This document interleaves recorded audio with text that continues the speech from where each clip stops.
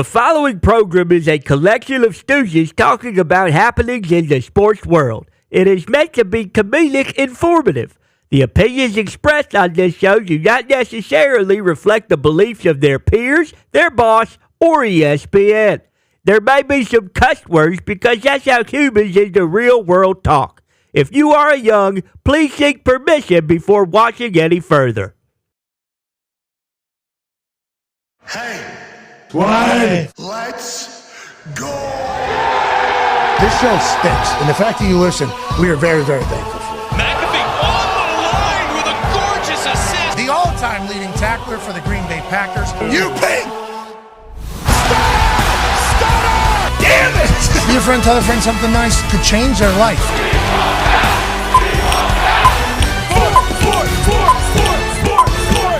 Hello, beautiful people, and welcome to our humble abode, the Thunderdome. On this Feel-Good Friday, May 30th, 2025, this program begins now.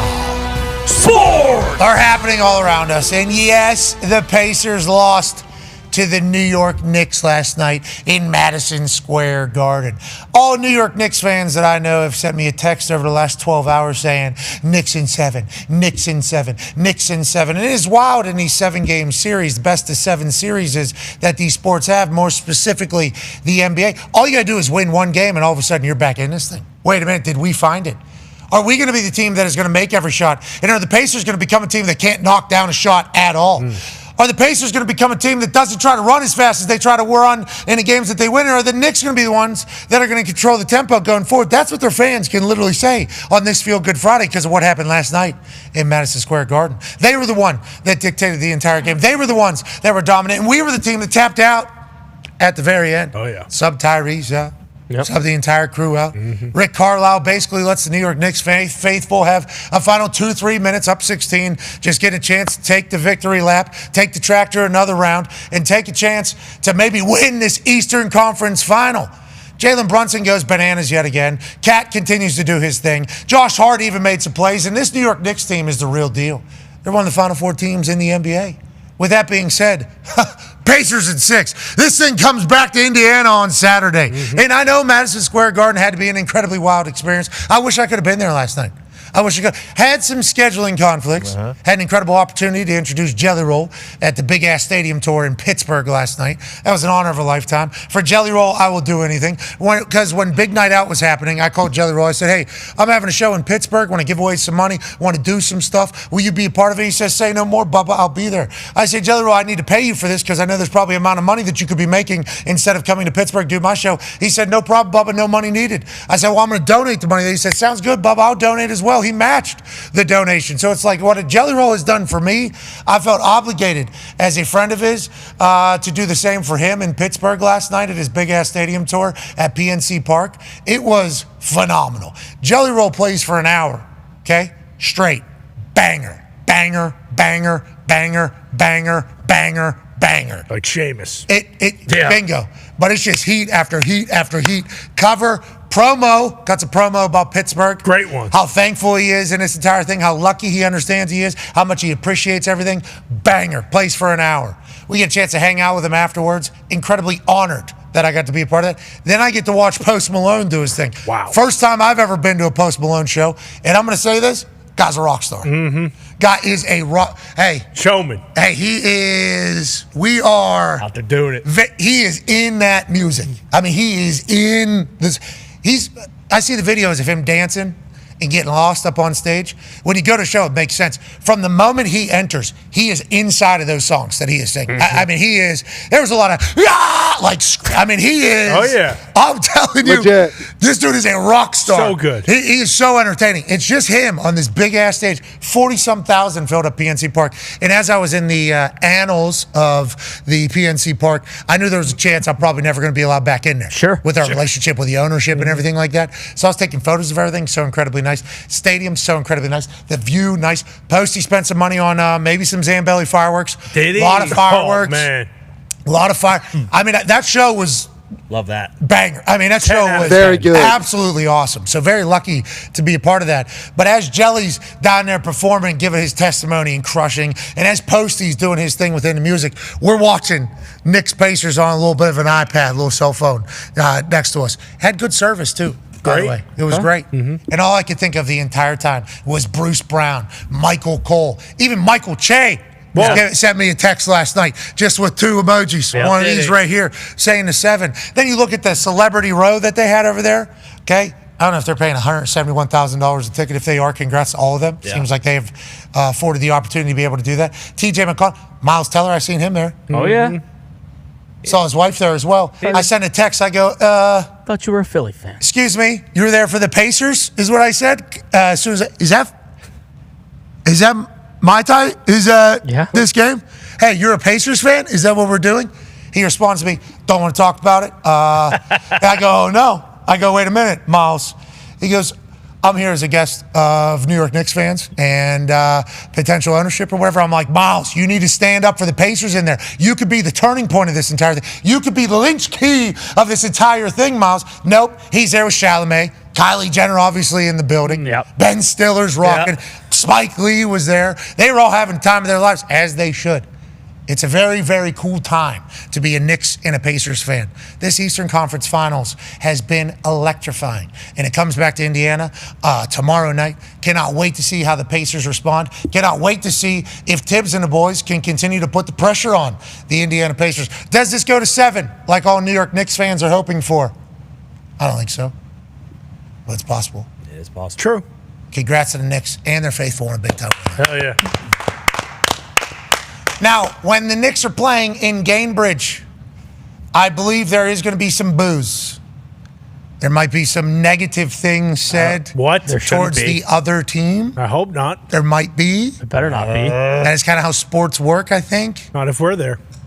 Well, now, going forward, we are going to be an agent of only good things at sports stuff happening. Only positive cheers going forward, because that will make John Cougar Mellencamp happy. What a moment for John Coug yesterday. Oh, you mean Hoosier hospitality? What's that? You mean Hoosier hospitality? That's right. In quotes like this. Mr. Coug Mellencamp. I don't know what he thought he was doing with that particular quote tweet. I respect and appreciate the fact that he said, you know what? I've made a pretty good living over the last few years, grandstanding higher than anybody else on everything. Yeah. This feels like a good time to do that right now. And he puts out this horrendous quote tweet. I mean, this horrendous graphic. John, can't tell you how bad everything you did here was. Everything. The graphic, the quote, the timing. You're 2 days late, John. You're 2 days late, bub. Puts this thing out there. Doesn't even say my name. No. John, shut the fuck up. Okay? So they put this out, calls me somebody. Okay? Yep. I am somebody. And I normally don't want people to just get slaughtered, you know? Sure. Because I know we have a very active following, and I appreciate the hell out of those people. They are very kind. The people that have followed our story are the greatest people on earth, because there's a lot of times they could have just said, no, we're not doing this anymore, and they've stuck with us. They are active, though, and they like us, John. I know you probably talk to people that say they don't like me, you know, and you probably read from journal. We know who you hang and who you listen to, John. So you probably read a lot of people that don't like me. I don't think you or your team had any idea that there might be people that are on my side, John.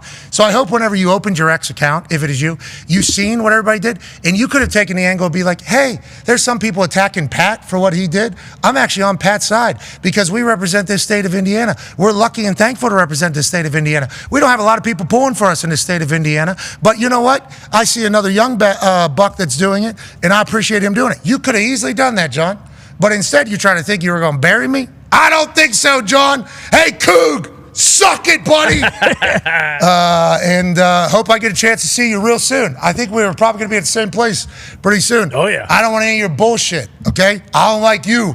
I know your name, and I don't like you. Your songs are pretty good. Yeah. Wow. Yeah. Lil Diddy, what's that mean? About Jack and Diane. 2 American kids growing up in the heartland. That shit's great. Yeah. Song. He's got a couple. He's got a couple bangers. He does. He does. Coog's got a couple. He's had a lot of success. He's been a great success story for the state of Indiana that is my home now, and it's a good thing. He could have seen everybody trying to kill me for this and kind of had my back. He goes the opposite way, and then what happens in turn is every human that's ever encountered him sees this as a bird call to tell their story about John Mellencamp. And it turns out, I didn't say this, but a lot of people are saying, who the hell are you to speak about treating people right? And we didn't say that. We're just reading the responses to that. And hey, Coog, have a good one, brother. I hope every sporting event you go to goes the exact same way that Game 4 went. And I hope your little head just explodes because you can't take it anymore. Talks to Tables here at Boston Connor, at Ty Schmidt. What a day on X yesterday for Coog. Yeah, I mean, to be quite frank, it was absolutely awesome because you don't ever see someone miss the mark so completely anymore. Like, Coog was thinking that everyone was going to be like, you know what, thank you, Coog. That's not Hoosier hospitality. We don't do that kind of stuff. And like you said, I mean, yeah, Coog has some bangers. He does. Let's not get that twisted. Like, this guy in his day was, a heat maker. Exactly. But I mean, we're talking tweet after tweet after tweet after tweet after tweet. Because at a certain point, you could be like, well, like a lot of this could be BS. There are about 5,000, 7,500 responses, all basically saying like, hey, John, don't you remember when I interacted with you and so and so and so? There's a lot of those. A lot of those. Ton of them. This guy is a massive asshole. It's apparently. what people apparently, say. yeah. It's what people say. I don't know him from anything else, but. We saw 8 million views on his. There's no way he thought that thing goes out yesterday during the show. I think like we're at the tail end of the show and it goes out, and I'm reading it. And I think this got to be a joke. Yeah, I thought it was. Then I read through it again, and it's like nope, keeps going, and the number of views and interactions with that thing just starts climbing. I see it as 1.5 million. I'm like, that's a big tweet. Huge. That is a good tweet. There's people that see these tweets that have like 40 million views or whatever. That is outliers. If you get like a million impression tweet, that is gigantic. Like those are big numbers. This guy's at 8.3 million or whatever right now on this thing. This thing has just been a runaway. And I want to be honest, it very rarely happens. I appreciate everybody going to bat for me, seemingly. Yeah, that was awesome. Felt like everybody was kind of on my side. Seen everybody stand up, unlike John Cougar did for our Stars and Stripes. Yeah, bingo. We can talk about allegeds. Thank you, Tony. You're welcome. That's one half of the hammer. Dahn. Cowboys, AP, Tone. We can talk about the alleged stories that people have. We were in Lucas Oil. I mean, he put the entire for the Colts. flag. He put the Colts in an interesting spot because he's in Colts suite too. And everyone in that suite was standing up, except I think for maybe one person that was 90 plus years old. And then you look over, and Mellencamp isn't standing up. So I get it. Those other people are telling their stories. One of the most respected newscasters in Indiana, Angela Gano. She shared her 2 cents. She didn't really even go into it, but she basically alluded to. She's been on TV for 24 years here in Indianapolis. Went to IU. She's like a TV legend. Mm-hmm. She even felt that, like, as I was reading this, I'm like, John Coog had no idea. But I did know that was not a good indicator for what was going to happen in our game. Mm-hmm. Yeah. He's a Pacer fan, allegedly. He's lived here his whole life. He gets free tickets, I think, so he goes and shows up at these things, takes over entire portions. His little crew, too, they act like they created the place. I've had to deal with this group numerous times before. He's a legend, though. Little ditty about Jack Dye, sucking on chili dogs. Outside taste freeze. Yeah. Uh-huh. Great, like we are saying this. But yeah, I knew it wasn't a good indicator for what was going to happen in the game. As I was reading, I'm like, this is not good. Yeah. And then everything I said, not good. And then how big that got, not good. Right. How empowered they had to feel, not good. Did not feel great about game last night, which is why during the show yesterday, I was like, we lose this one. It's all right, it's best of 7. Because I had a bad feeling. Game 6, back here in Indiana. Hell yeah. Sucking on chili dog. Yeah, exactly. We're going to be doing just fine. Well, and we're going to be doing just fine. Mellencamp actually didn't even get to see the game, too, because allegedly in the first quarter when the Knicks started booing, he just destroyed his TV. Really? He said, this is not sportsmanship. Yeah, basically just, are you kidding me? Well, I thought maybe his high horse was so high he didn't have his binoculars to be able to watch the game. Probably the case. There's a chance he couldn't see all the way down there. So basketball's still happening. Who will the Oklahoma City Thunder take on in the NBA Finals? We shall see. The NHL Stanley Cup Finals? We know. Representing the West after beating Texas hockey last night, the Edmonton Oilers are back in the Stanley Cup Finals. And congrats to Connor McDavid and Draisaitl and the boys for putting on an absolute clinic against this Dallas Stars team. The goalie, Otter, who we love, we've become a big fan of. He's potentially going to be Team USA's goalie going forward, which we love. He got pulled after 2 shots. Now, that was also 2 goals up there in Edmonton. The coach was asked afterwards, like, why'd you do that? He goes, this guy stinks in Edmonton. Okay, then we see 2 shots go by him. We decided to make the change. It did not help. Edmonton would still go on to win this thing, even though Dallas would fight back a little bit. Connor McDavid would ice the game. And now the Edmonton Oilers are going to the Stanley Cup Final representing the West, taking on the back-to-back Stanley Cup champions. The men could be back-to-back. The 3-time Stanley Cup Final appearance. Legends of South Florida. Elbow room regulars. Ice dominators. Ladies and gentlemen, from the Florida Panthers, Matthew Tkachuk. Yeah, Chucky. Chucky, what's going on, man? What's up, guys? What's going on, guys? Thanks for having me on again. Hey, thank you for joining us. Congratulations on a big Eastern Conference Finals dub and heading back to the Stanley Cup Finals, a place that you guys have called home for the last 3 seasons now. Looking to go back-to-back obviously would be a big deal in a dynastic conversation. How do the boys feel? Do you feel more healthy this year, or is at this time of year everybody kind of feels the same exact way and you're just used to it? Yeah, there's bumps and bruises along the way. Everybody's pretty banged up this time of year on every team, but, it's what's nice about, our team is the depth, and when guys have been in and out, we've been having guys that are able to fill in the spots, but, I would say we're, obviously knock on wood, but we're, pretty similar to last year with health going into it. So, we're confident, but, so is Edmonton, I'm sure. They're a hell of a team, and it's going to make for an incredible series, and not very often do you see a rematch in pro sports in the finals. So I think that it's the 2 best teams in the league, and to be honest, I think it's pretty clear that we're the 2 best, and it's going to make for an incredible final. Yeah, it's been fun to watch you two get back to this point, obviously through the different roads that you've had. And you said it's been pretty clear that you two are the best teams. There's a clip coming out from you last year talking, I believe, to McDavid saying, we'll see you again next year, do the same thing or whatever, almost calling your shot. What is it about that Edmonton team? Obviously, we see McDavid. Obviously, we know Draisaitl, but they're just the same as you guys? They're fast? What do you think it is about them that makes you say we are the clear 2 best teams in hockey at this moment? You're obviously in the finals, back-to-back years. Everybody's going to talk about that. But what is it about their team that you have so much respect for? Yeah, I'm pretty familiar with them going back to my time in Calgary and seeing a lot of those players grow, playing against McDavid a ton. I think that's pretty much, when you're playing against the best player in the world, he's always going to give you a challenge each and every night. But, it's not just him. They're a deep team. They play really hard, both ends of the ice. Their goalie's playing incredible right now. I think a thing that's underrated with them is their defense. They make it, hard to get to the net. They block a lot of shots. All the stuff that you got to do to have a successful team. And they started the playoffs at, down 2 games to LA, and since then they've been 12-2. So that's 12-2 is incredible in the regular season. That's almost unheard of in the playoffs. So they're playing, the best hockey of the year so far for them, and it's going to be a battle for us. We're going up there to Edmonton to start, and they're like I said, they're 12-2 in the last 14. So we got our hands full. We're going to take that underdog mindset and mentality and go up there and try to do what we did last year, I guess. Yeah, you have the experience. Obviously, you've been able to accomplish it. Hoisted Lordo last year. Did you see what Connor McDavid decided to do last night that caused quite a little bit of a stir in the hockey tradition and hockey tradition? I don't know, whatever. He lifted a Clarence Campbell trophy last night. Last year, they did not touch this particular trophy after winning the Western Conference, and they would go on to lose. So this year, they decided for him to touch it. Now, the crowd said, whoa, whoa, whoa. It was quite a reaction. You guys, I've heard, have done multiple different ways as well. Touched it, lost, didn't touch it, win.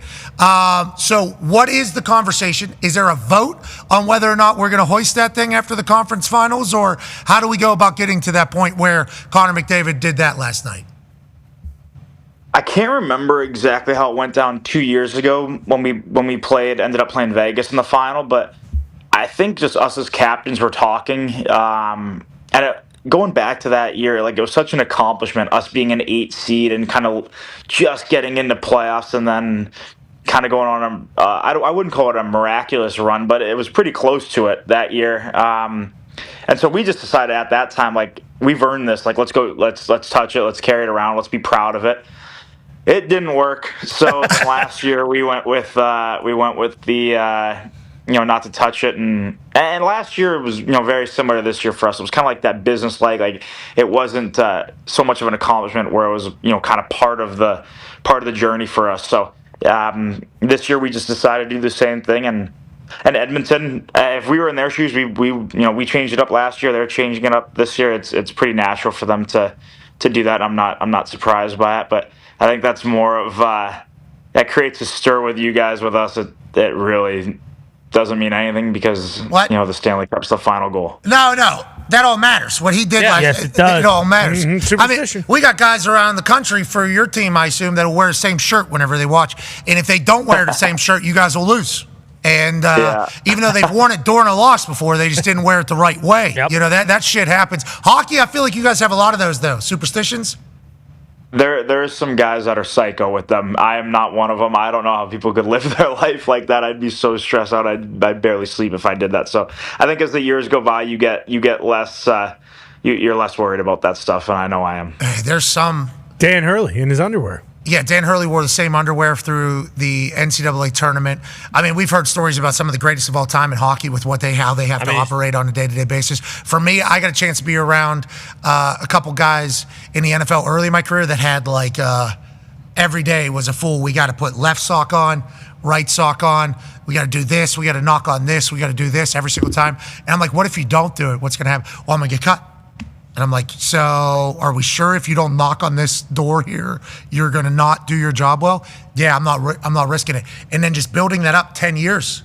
10 years of shit. How do you remember all the shit? To your point. Yeah. I would say I'm okay with the routine. Like, I've got a pretty strict routine, but once guys start changing it up after a win or a loss or whatever, and they start psyching themselves out, that's where I got an issue. I've got no problem calling guys out for it too. So I think that's our team does it pretty well too. That's good leadership. Now let's talk about a new superstition happening down there in Florida. Go ahead, Con Man. Yeah, Matty, it feels like after every big win, you guys are just gunning rats at my beloved Brad Marchand. Hopefully he's appreciative of it. Treat him kindly, of course, as always. But I think it was you, Barkey, and Rodriguez at the end here after closing it out against the Canes. How did this come to be? Was it Marshy like, hey, you guys should just fire those things at me? That's going to get me all fired up after a win. Or how did you guys start this routine here? I don't actually recall how it started because I wasn't playing in the regular season. Like, I think Marshy came and he played probably 10, 15 games at the end of the regular season, and I wasn't in them. So I normally go out, I leave the ice second to last with Barkey after a win.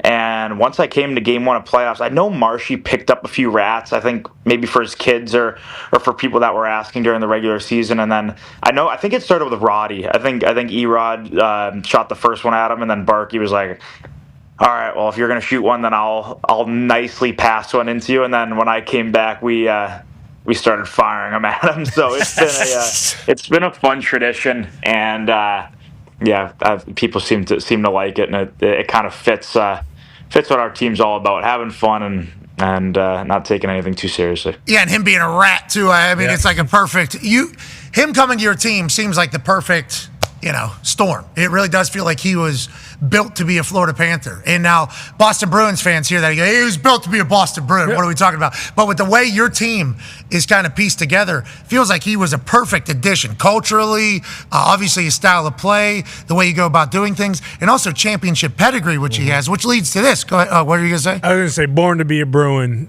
but built to win a cup with the Panthers. Oh, I like that. I like what you just Absolutely. said. I like that too. I like it too. Yeah, Chuck's like, yeah, I'll take that as well. Go ahead, Tone, though. Yeah, on top of all that, Chucky, it feels like, before Marshy got there, maybe you and Sam Bennett and potentially some others were king of the pests on the Panthers, and now that Marshy's there, he is kind of taken that spotlight of teams who are dealing with him being the pest. Do you guys have a competition for who can rile up the other team more while you guys are on the ice, and who do you think is king pest of the Florida Panthers? Ooh, that's tough. Ah, man, I think that maybe changes from game to game and series to series. I think that well, Marshy got a puck shot at him last round. So Yeah, that was why. Hey, let's talk about that. So that was maybe just. he takes the title for that last round. But yeah, I don't know. We'll see. Maybe this round will be different. But I feel like I got my money on Marshy. He's pretty good at that stuff, and it's nice because if people aren't worried about us doing it, we could just go out and play. So he's been a great addition, not only for that, but like he is such a good player, and people don't really see it too much. Like I get to see it every day, whether it's the games or practice. Like he is so skilled and so strong on the puck. And then like you said about him fitting in culturally, like I get he was the perfect Boston Bruin for a long time, but I don't know. He's almost born to be a Florida Panther the way he is, like on and off the ice. So we're very happy to have him. Yeah, it feels like with the way your team is built, it is a perfect relationship, and the fact that the Bruins traded him there, I think, has made a lot of the Bruins fans go, "What are we doing?" So we're just sending the guy to make the champs even better, who would be perfect for them. You talked about him getting a puck rifled at him in the middle of a game. After he takes a shot at the guy, all right, we get a chance. That's fair play there. And then just moments later, old buddy at his own blue line shoots a puck at him out of nowhere, which obviously would turn to him going, "What? Are you serious?" Fighting, and then him getting kicked out, then him asking the refs if they know ball, basically saying that the refs didn't. What was your guys' reaction? Because afterwards, it seemed like everybody, even coach included, said, like, we have a lot of thoughts on this. We're going to keep them to ourselves. Everybody just thought that was like a Bush League type move in your guys' locker room. Was there a conversation about how we're going to handle this? Everybody can understand, because it felt like the entire hockey world was like, that's not supposed to happen in hockey. That is not how this goes. We'll fight each other. We'll cross-check every once in a while, but firing this puck at somebody that close is just kind of not acceptable. Is that an accurate read on how everybody viewed it? And what was your guys' convo about it afterwards? I don't know. It was pretty greasy, but I don't really know. Like, I definitely was staying away from Marshy after that game. He was fired up, so I had to let him cool off a little bit after that. But I don't know. It was kind of greasy, but I don't know. It's playoffs. There's shit that happens. That's way worse than that, and I don't know. It is what it is. Playoff hockey. Yeah, but you guys didn't. I thought there was a potential 5-on-5 fight to start the next game. Yeah. Just take a stand. Obviously, that would be stupid because the penalties and everything that would take place in the Eastern Conference Finals. But the way you guys beat teams down, it's just like, you guys are the bullies on the ice. Yeah. And I think that's why Marshy going to the team is just so damn perfect. Go ahead. Yeah, we're talking about Marshy. Well, you can't let that stuff take away from what's really important, and that's winning the game and advancing. Right now we're the with after that happening, of course we would love to go out there and stick up for a teammate in a situation like that, or at the start of next game or whatever. But you got to be careful the way you do it. Like, you can't let the big picture is winning, and you could take numbers and get them next year if that's what you want to do. But you can't let it get in the way of what's the goal right now. You can take numbers and remember, hey, you remember Eastern Conference Finals? Yeah, a little bit more at stake then. Not able to necessarily do this right now. Mm-hmm. We are. Go ahead, Connor. Yeah, I was going to say maybe not right now, but I mean, it happened with Aho while you were in the penalty box, Chucky. I mean, everyone saw you kind of look at Aho and point your head, and then at the end of the game, after it was kind of signed, sealed, delivered for you guys, I mean, you beat the brakes off him. It was awesome. Yeah, Chuck. Yeah, I mean, I guess that goes against everything I just said. But I don't know. I don't know. I've played with Rhino for a bunch of years. Hated to see that hit happen, and it knocked him out for that game. So we were obviously very lucky. He only was out for one game, and we got him back in full force. But never like to see that happen, and the game was out of reach. So decided I'll take the 2-minute penalty to stick up for my teammate, and got kicked out of the game, and it is what it is. Yeah, that's why we love your team and you. Just want to let you know. Let alone the national anthem booing. We're fighting right now. I mean, you are everything we like about hockey, Chucky. You need to know that. So even if you're lying to our face about how you're going to operate things, and then we counter it immediately, we will still love you, pal. Go ahead, Ty. Chucky, how do you guys either rattle or kind of get into Stu Skinner's cage when this next series starts? Because last year, the last couple years, that was kind of like, I don't want to say the downfall of the Oilers, but everyone was saying, like, hey, Stu Skinner's gettable if you kind of, get some momentum, get some, pucks on net and all that kind of stuff. Like, is there anything you guys need to do differently to kind of get inside his head when he has been standing on his head these last, you mentioned it, they're 12-2 since the opening 2 games of the playoffs. I really think with Edmonton, like they've got the experience over the last few years where, you're not going to really do a whole lot that's going to mentally get in their head or whatever. I think you just have to keep sustaining pressure and shots and offense and continued physicality. Not obviously can't be physical on him, but, the rest of their team. And I think that's how you just, I don't know if we can really get to them mentally by saying stuff or doing stuff, but I think our team's mindset is just try to wear you down. So even if you're up 3 and you lose the next 3, wear them down enough where that Game 7 you could win. So we have that Game 7 mentality, and we have it each and every shift in every game. And whether that's, Skinner wearing down or whatever, he's been playing incredible from the games I've been watching the last couple rounds. So we're going to have to make sure our shooting's dialed in, and we've got a lot of guys in front of him to make sure he doesn't see it because everything he's seeing right now, he's stopping. So got to give him a lot of credit. He's playing great. All right, let's talk about Bob. Also playing incredible. Feels like you got to have a hot goalie. He's always feels like he's just always standing on his head. Does this guy have feet? He's incredible. He is our backbone. He's been our, he's just been so reliable the last few years, and he's just a guy you really root for, like how he prepares, his routine, how dedicated to the sport he is, how great of a teammate he is, and just such a special human being. So we got a chance every night with him, and that's all you can ask for, and he's been absolutely incredible again for us this year. Goalies weirdos? Not him. He's incredible. He's awesome. I've played with a couple that are weird, but not our goalies. Love this Panthers team. Good luck, bub. Yeah. Connor McJesus is flying right now. Mm-hmm. He's literally hovering above the ice. It feels like that's always happening, but obviously a hot Edmonton Oilers team taking on the reigning champs in the NHL Stanley Cup Finals. It's a beautiful thing. You're the man. Keep representing for all of sports, brother. Ladies and gentlemen, Matthew Kachuk. Yeah, Chucky. See you, Chucky. Yeah, you got to watch what you do, especially Eastern Conference Finals. You can get them back later, Connor. Yeah, but what about whenever you... Oh, yeah, I didn't like that he did that. Huh. Yeah, had to handle the business. Game was put away, though, at that point. Yes, it was. There's time and place for everything. This is a close game. We can't be taking cheap, But we can certainly remember, we got you, I think, 4th week next season. Yeah. That game matters. We can give up a penalty or two, though. Then. You know what we got back-to-back days? What's that? Greasy. Yeah, so Greasy's our new thing. Mm-hmm. I guess that's the new world. A little greasy. Yeah, that's lacrosse yesterday. Chase Frazier talks about... a center having a greasy face-off, so it started an entire line brawl. And then Chuck goes, yeah, it's a little greasy move. And everybody knows exactly what it means. Yeah, I like it. I mean, there's connotations. Used to be Bush League. With greasy, of course. There's not. What are you guys saying? Gosh, the Spear is not from Italy, if that's what you're talking about. Whoa. Holy hell. What? Holy hell. I was back in Pittsburgh yesterday, saw a lot of Italians, by the way. I bet it was awesome. Felt good to get back in there. Felt good to get back into the mix, how we do. Mozzarella, where's it at? See, 40-some thousand people there. That's a lot. It was in every seat. It wasn't one of those where there were spots. Like, it was insane. Yeah, and he goes straight up. The baseball shit goes straight up. And speaking of baseball, there's no hockey tonight. There's no basketball tonight.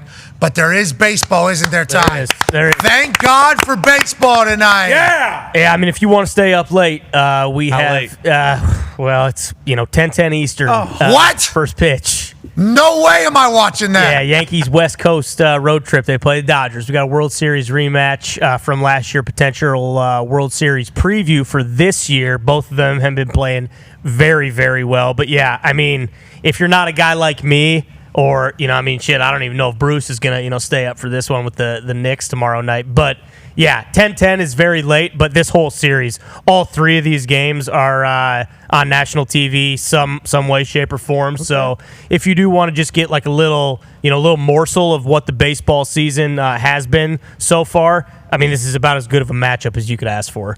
I love to hear that all of the game stars are playing in one game. Yes. And I appreciate that it's on at 1 a.m. Eastern. Well, No, 1 what the fuck? a.m. Eastern will be, Can you call eighth passing, inning. please? Can you call passing, please? Eighth inning. Pacific, and this is also Yeah, it's Pacific. Move that. Don't we move it? What?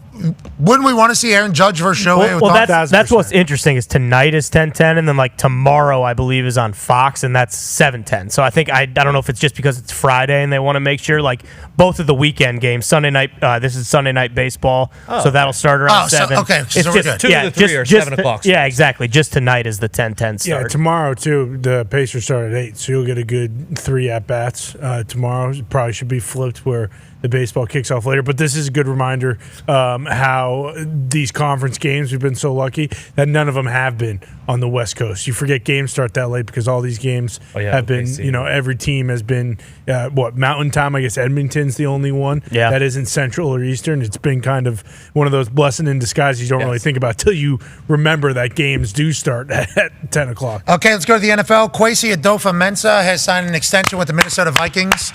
Congratulations to the general manager over there who put together a team that was competing to be the #1 seed in the NFC in the last week of the season against the Detroit Lions. They would lose and maybe even get a rule change because of how great their year was from going a first to a 5th seed in the NFC. He has pieced together quite an outfit over there. Now, what are they doing at quarterback going forward? Well, it's J.J. McCarthy's team.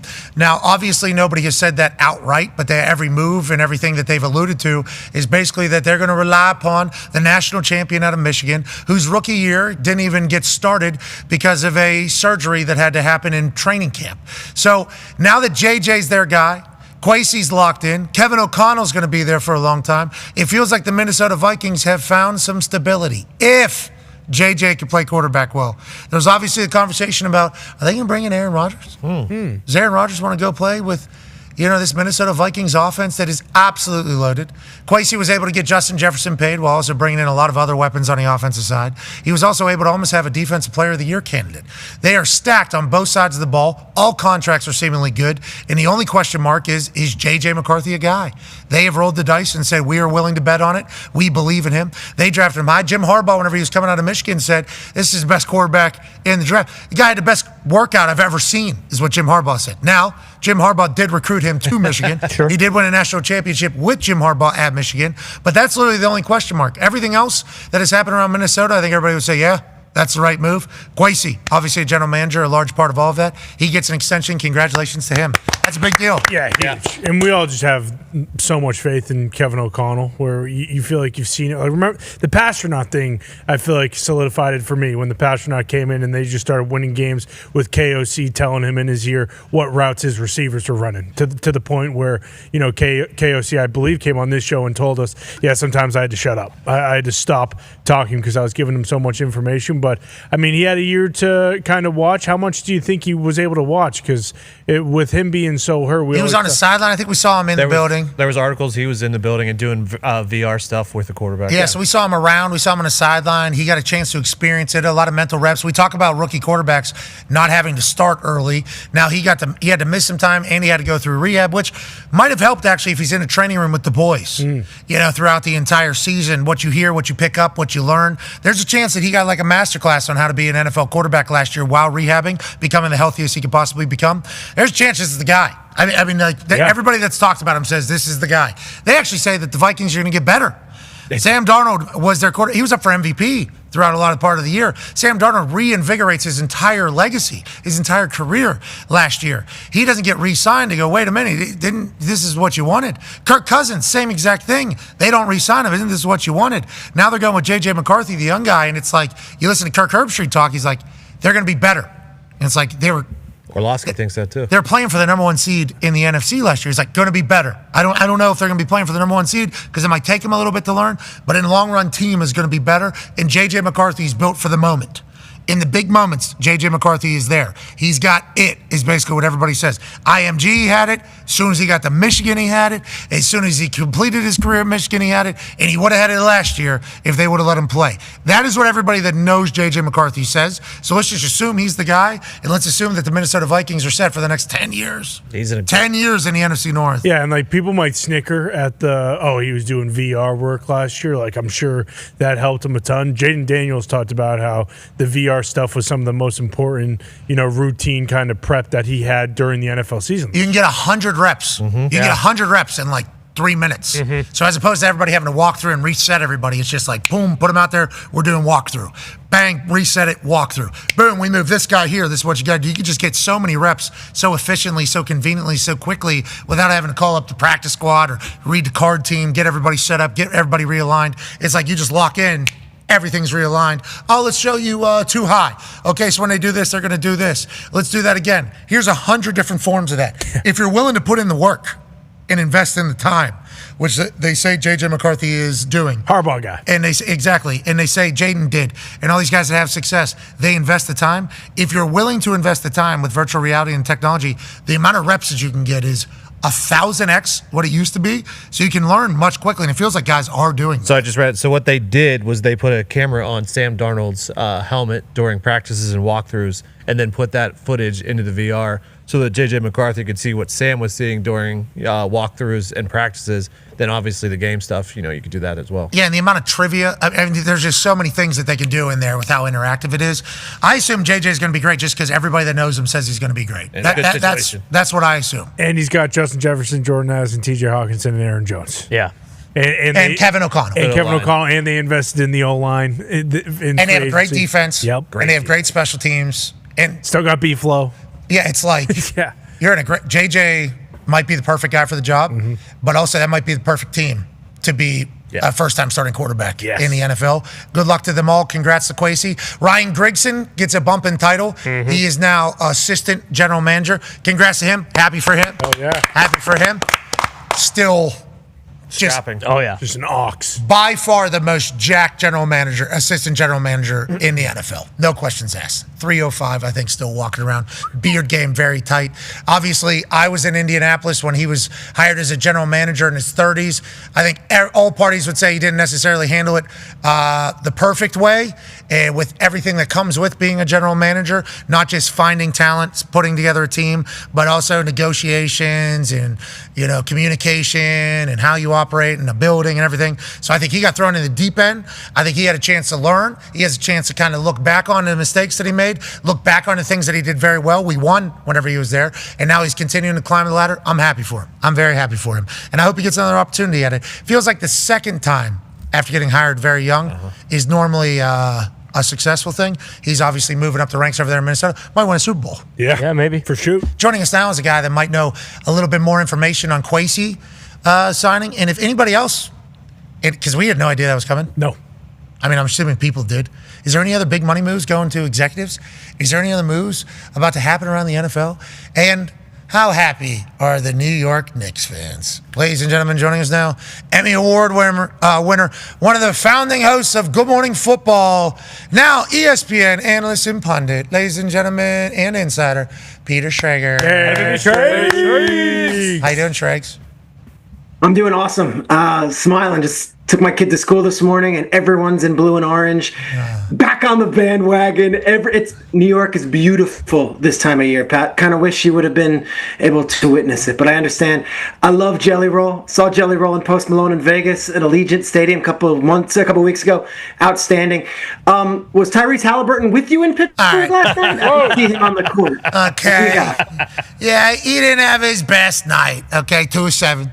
Okay, they only had 7 shots, not great. Okay, and every once in a while, we'll have a game like this where it just doesn't go our way and it goes the other team's way. We look out of sorts, but the other team's playing fantastic ball. This other team just so happens to be in Madison Square Garden with a place that was rocking. I was watching along; it looked awesome. I know you were not there as well. I was not going to pay $171,000 for a ticket, so that is, and also bail on jelly. Right. Not bailing on Jelly Roll. No way. But I would have been able to make it, just not $171,000 worth. I saw a lot of Knicks fans calling me a coward. Valid. I respect it. I would have been saying the same thing, but I'm not paying $200,000 to go watch the Indiana Pacers against the New York Knicks in the Eastern Conference Finals while getting bullied by all of New York. I don't have that type of fetish in my life. I don't have that type of need for attention. But I will say, watching the game, I could see how Knicks fans all of a sudden have hope that this is their series. I was getting a bunch of texts, Knicks in 7. We saw the chants outside, Knicks in 7. That's really what the hope is at this point. And whenever they have a game like they had last night where everything's fallen, Cat and Jalen are going bananas. Indiana's not able to make much. It's like, well, is that Indiana or is that maybe Knicks defense? Just kind of figuring it out. Are those all the thoughts that you guys are having this morning? Like, wait a minute, maybe this is our series. Yeah, and like the truth is, we're up by 5 with a minute left in the first half of Game 4, and I'm in the building looking around to the 10 other Knicks fans that are with me in Indiana, and I'm like, we got a shot. And then at the end of the half, you guys really put a nice run together, and then it's just an avalanche. And then we get the promo cut, and I'm like, we're not winning now. Like this place is the building was on fire. So it was. Like, you felt we had a shot. Now we go to Game 6, and all of my friends, and I'm not talking about sports media, I'm not talking about people who are sitting on the courtside, all my friends who are going to the Knicks games when they're playing the Clippers and the Kings and the Pelicans, they're texting me, is like, should we go on Saturday? Is it going to be hostile? And I'm like, no, you don't understand.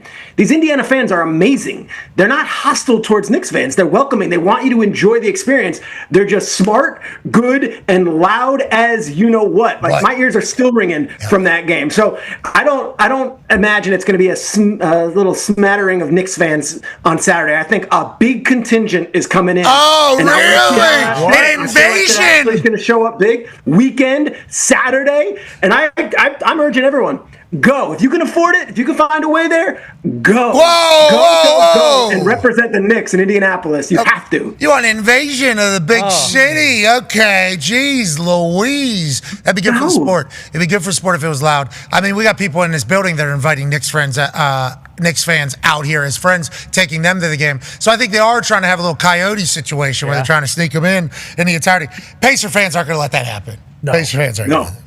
That place is going to be packed out. I don't love the yellow out, just with the way optics, just how I'm built. You're not going to really see me in a light shirt on a regular basis. Sure. Just I'm built like a spark plug. My complexion not good for that's a tough color, but it'll be a yellow out, I assume. Oh, yeah. And there might be a little bit of orange and a little bit of blue scattered throughout there. But inevitably, what's going to happen? You know what Tyrese is going to do? You saw the game he just had? You think that's going to happen again? I don't think so. That's the thing. It was the greatest performance I've ever seen live in a playoff game 3 nights ago. Tuesday night, he was unbelievable. He had 32, 12, 15, 0 turnovers. And then he was nothing last night. So I don't know what's going on. And hopefully, I'm sorry. I'm saying like it is. I respect the hell out of that. Yeah. No, I understand. I have to say, whenever you say that. I just didn't realize that the concert poster was Jelly Roll, Post Malone, and Tyrese Halliburton. Okay, all right. He wasn't at the big ass stadium tour in Pittsburgh. He was at Madison Square Garden. Rick Carlisle and the Pacers have not lost back-to-back games since March or something like that. March 10th or something. I assume Rick Carlisle's message to that Pacers team was pretty enthusiastic. I would assume pretty harsh, if I had to guess. And back in Indianapolis on Saturday should be a beautiful thing. Last question about this particular series before we move to NFL stuff. Go ahead, Connor. Yeah, just so you know, too, Pat, some people are inviting Knicks fans out here just to watch them lose, just to see the tears of Knicks fans. That would be my case there. Okay. There's some Celtics fans that are out here that are going to the game just to invite Knicks fans out to watch them cry and losing the series. Bingo. Yes. More exact. Yeah, just to make sure we're on the same page. There are some people doing that. Some people are doing that. Not everybody. Smart people, you could argue. But Strakes, a lot of people are talking about Bridges, Anunoby being the key. Is Mitchell Robinson kind of the key to the Knicks winning here? And do you think they need to give him some more minutes here? Because it feels as though that 6-minute span with Mitch last night was it was early, but it almost kind of set the tone where, hey, Indiana, you're not coming into this house and winning. Well, hold on, wait a second. Al Horford just hoisted up another 3 and just. Oh wait, no, that didn't go in. Sorry, man. Jeez. Yeah, no. Al Horford's been in the league 1,000 years. That's all you can't talk shit to me, Strager, because you guys aren't worth shit. You're not gonna win anything. And you see this trophy right here, you son of a bitch, right here. You better take a good long look, bitch, because you're never going to see it again. All right? So you can hang the banner for winning a second round, playoff series. That cool? Wow. But, Celtics fans a little rattled right now. When Tyrese Halliburton, no, I'm not taking no shit from some guy who's never even sniffed the finals since, before he was married. Celtics are rattled. Okay? I didn't even know the Celtics are rattled. I'll take it from the Pacers fans because they got a team that you can respect. I'm not respecting I get it. these Knicks fans. all right, I'm not let me- going let to me- bow down to John Mellencamp is not going to be Bingo. happy. not at all. Exactly. Well, guess what? I'm not Hoosier Hospitality. I think Hoosier Hospitality is stupid, first of all. Whoa. First and foremost. Whoa. That's me. It's real, but I think it's stupid. Hoosier Hospitality, we host more events here, conventions. It's real, but I come from a place where I want a little, hey, can you get the out of the way? Hey, can you just shut the up? You know, I like that stuff from the people in my city, and it's very nice. Like, you know, everyone's, everything's great. You know, there's nothing wrong with telling somebody to go to hell or somebody to go. Listen, out here, you come out to Indianapolis, you have a good time. No Hoosier doubt. Hospitality will host you. We got great hotels. We got good restaurants. Everybody It's an understands. awesome city. Awesome city. Everything's there. One of my That's- favorites. That's Hoosier Hospitality. No doubt about it. And I'm You not know- gonna talk trash to 18 championships. I know better, and I grew up having nightmares of the Celtics. So I was just having a little bit of So fun. suck Truth of the it, matter Trey. is- Shut up and suck it, bitch. Truth of the matter is, Yeah. Mitchell Robinson, that guy's been on the team for 7 years. Mitchell Robinson's the actual heart and soul of this team. So whereas we're flipping the team and we're getting Josh Hart at the trade deadline to really kickstart this thing a couple years back, and then we bring in Brunson, and of course we get Cat and Bridges this year. Mitchell Robinson was there in those dark days. So Knicks fans have like a real place for him. So when he comes in, and you know he's bringing defense, you know he's bringing rebounding, and you saw him in the corner there, Jaylen Brown in that game, like you know he's bringing that. But when he starts scoring, and gosh, when he's getting those offensive rebounds and dunking, like that is an extra good feeling because it brings you back to those days where these teams were not making the playoffs, and the Celtics were beating us by 20, and the Pacers were beating us by 20 on our court. So yes, Mitchell Robinson not only brings it on the court, but he brings it with the fans. There's a special connection with that player. Yeah, we need him to not have a good game on Saturday. No doubt. Need him to play bad. dog. Need them all. Need everybody to play bad. Jalen Brunson doesn't know how to play bad. Now there's some stats coming out about Jalen and Cat being on the court at the same time last night and having success, as opposed to the early games where they weren't having success. And it was hard for me to understand people saying they need Jalen not to play and they will be better, because as a Pacer fan, I'm like, yeah, let's definitely do that. Let's have Jalen not play, because every time that guy has the ball, it feels like it's going in the hoop. I mean, it makes no sense how he's able to create his own shot and how often it falls. Like if he has just a window of hope, the ball's going in. Then they talk about on the defensive side, though, and how they're trying to run plays through him and how him and Cat don't work together. It feels like last night they were able to really make it happen. I hope that means they didn't find a recipe. No. I hope that doesn't mean that they have figured it out in the Eastern Conference Final. I hope that means it was one night of magic in Madison Square Garden with all the stars out, Shregs. How about that TJ McConnell photo in front of Miles and Kelly and Tim and Kylie? And I had to tag it because if you do, it's like a Where's Waldo. It's just every face in there. That's Lance Thomas and Chris Dudley, former Knicks, in the back of that picture. Like you've got Mike Novogratz, the Crypto King in the orange. You got all sorts of people. Stiller is kind of hanging halfway. He's standing up. That's Stiller's kid next to him. It's an incredible image, and the fact that it's Yinzer, TJ McConnell doing the 3-point thing right on the sideline, and he's wearing those kicks. Those are like the John Morant's, but the most like TJ McConnell version of the John Morant. What's that mean? I love it. What's that mean? Sick. What's that mean? I don't know. They're just plain sick. They're good. I like it. Milk, you're saying? Sorry. Those are the milk. Yeah, those are the most bland. We got you. Those are It's so good. Sorry.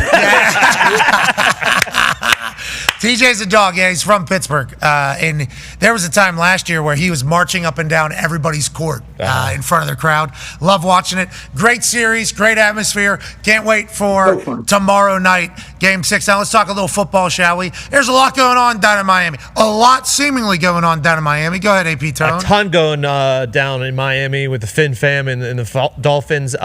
Yesterday there was a report, I don't know if I buy it or not, Shregs, that's why I'm asking you, that there's potentially trade talks between the Steelers and Dolphins for Jonnu Smith, specifically because Artie Smith loves Jonnu Smith, even though the Steelers have a few tight ends already that they love. So, you could talk to me about that, see if that's bullshit or not. And then also, Tyreek Hill's been on a lot of streams lately, which is always a good idea. He's been saying stuff. Is there any chance that Tyreek is potentially in trade talks as well this summer? Well, there's a lot of credibility behind the Jonnu stuff. Schefter's got it, and then Field Yates added a good point that in both Tennessee and Atlanta, Jonnu Smith was one of the favorite players for Arthur Smith. So if Arthur Smith has a voice, that makes a lot of sense that Pittsburgh would add another weapon to that offense after losing George Pickens. Jonnu Smith's not going to replace George Pickens, but it's another receiving option for whoever the quarterback's going to be. As for Tyreek, so much chatter, and yet, from what I gather, he's not going anywhere. And right now, Jalen Ramsey's more likely to be traded than Tyreek Hill. Truth of the matter is, both of those guys have massive contracts, and you're going to have to find teams that are going to be willing to take them on. And for all the chatter with Miami and how public he is with some of the stuff he said at the locker room at the last week of the season, and then he's been on all these streams, and I don't know, if there's a directive for him to maybe not be talking so much about it. The truth is, when Tyreek Hill's there, he's fine, and he's one of the best players in all of football. In fact, the NFL Network did a poll last year, this time. The number one player in the entire NFL was Tyreek Hill. So, you don't trade that player because he's said some comments that upset your fan base online. When he's there, he's great. And the truth of the matter is, he and Tua actually do have a really good connection. So, I don't think Tyreek Hill's going anywhere. I think he just likes being on social media, likes doing those podcasts. And truth of the matter is, it's pretty entertaining. Yeah, he got a good pop whenever everything he says gets pretty good pop, both with the people he's with, and then on the internet, it gets a massive reaction. He did say in his press conference, he's doing a lot more personally with what he's going through, and he feels like he understands what Coach Mike is trying to do in the culture of the locker room more now than ever, and also Tua more now than ever. So I guess that's good things. And then they asked him about his quote, and he said it was high emotions. I just try to move on, look, focus on the next day. There's a lot going on. Feels like everybody's past it. He feels like he's past it. Every time he goes on a live stream, there's something coming out of it. Yeah. There's something coming out of it. Tyreek's a good talker. He is. Yeah. Tyreek is a good talker. I tell you, he was traded from Kansas City because he wanted to get paid. They couldn't afford him. I know those Kansas City guys, from Veach to Borgonzi, who's now in Tennessee, to Andy Reid. They love Tyreek Hill. People who play had Tyreek Hill is the man once you're in the building. So there was no bad blood when he left. And I think it's the same thing with Miami. Always going to run his mouth, always going to say things, but the people in that building, they love Tyreek Hill, and he's a well-received player. It's not like he's some cantankerous guy or a cancer in the locker room. I do appreciate his quote on Aiden's live stream is right out of a movie. Ross, let's go. Yeah, Aiden Ross's live stream. Those streamers that business is wild. That business is wild. Congrats to all of them. That is a whole new genre of entertainment, Truman Show that these dudes are doing. And women, I assume I haven't seen them, but no, I saw at Streamer University, there was some popped off down there. Yeah. So what these men and women are doing in the streaming world, it's the future, I believe, obviously. Yeah. Everybody says that's future, that's future, that's future. You got to be on. They got to be on. Yeah. All the time. Hey, when you're being boring, this is not where you got to be on. Congrats to all of them doing their thing. Yeah. And for being as electrifying as you have to be for people just to watch you live your life. But every time, when Tyreek was on there, and every time Tyreek has gone on there, he's given a clip that seems like it's out of a movie. The most recent one was, I wanted to punch him in the face because he wasn't throwing me the ball. Yep. That's straight out of a wide receiver movie. Yeah. It is. Big pop, though. Big pop on everybody. So I think he was trying to be funny. And like you said, everybody in the building loves him. It's if you can get Tyreek locked in, he's a weapon. He says he still wants to go for 2K. What are we talking about? Let's keep it moving. We appreciate the hell out of that. And we appreciate the hell out of you, Shrek. Congrats to your Knicks. Are you coming tomorrow? I'm not. No, I've actually been texting with our mutual fan Jerry Ferrara. Him from Entourage, of course. He's texting me as we speak.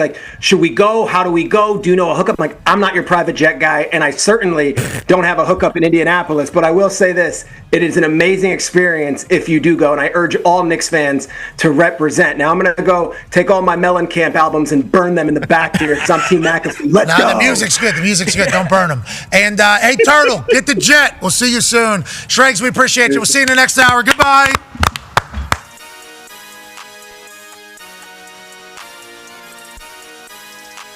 Hi, how's it going? My name is Pat McAfee. Used to hold balls for Adam Vinatieri. Now I'm in his home state.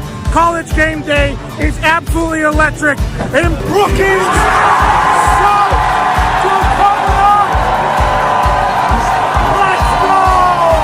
College game day has made the voyage to Brookings, South Dakota to experience a game with the best fans in college football.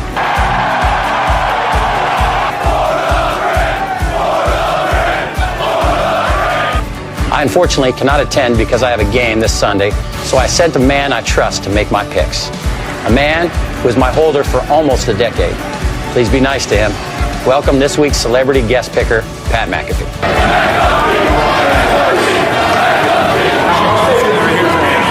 Go big, go blue, go Jacks. Hosting Auburn Yes, everybody saw this. The best fake punt in the world. What do you think, Pat? I absolutely loved it all the way up until execution time. That is not one we like to show in the brand headquarters and punting and kicking world. Oh, dance off. Oh, let's get weird. Yes. Duck that, huh? Bang! Right off the top of the dome. That makes it a lot easier when you got a dummy standing right in front of you like that. Running.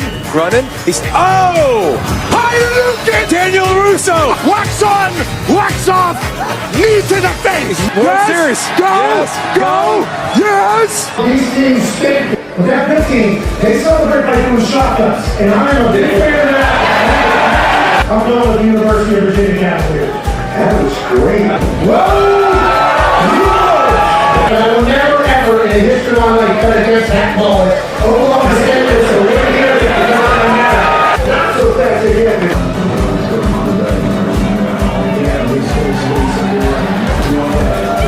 But I'm going with Trey. Please excuse my dumb friend Kirk. You look at this crowd, they've been out here since 4 a.m. College game day comes to town, they lose their mind. The population of this state is about 800,000, and when the Jackrabbits take the field, they're alongside all 800,000 South Dakotans. The Dakota marker was in Fargo for far too long. Today, 5 o'clock local time, the Dakota marker is back in beautiful Brookings, South Dakota. Terry School. They might be the Jackrabbits, but they're the GOATs today, ladies and gentlemen. South Dakota State with the win. Give me that place in. No, don't do that. No. The following program is a collection of stooges talking about happenings in the sports world. It is meant to be comedic informative. The opinions expressed on this show do not necessarily reflect the beliefs of their peers, their boss, or ESPN. There may be some cuss words because that's how humans in the real world talk. If you are young, please seek permission before watching any further. Hey, Why? let's go. This show stinks. And the fact that you listen, we are very, very thankful for. McAfee on the line with a gorgeous assist. The all-time leading tackler for the Green Bay Packers. You pink. Damn it! Your friend tell a friend something nice could change their life.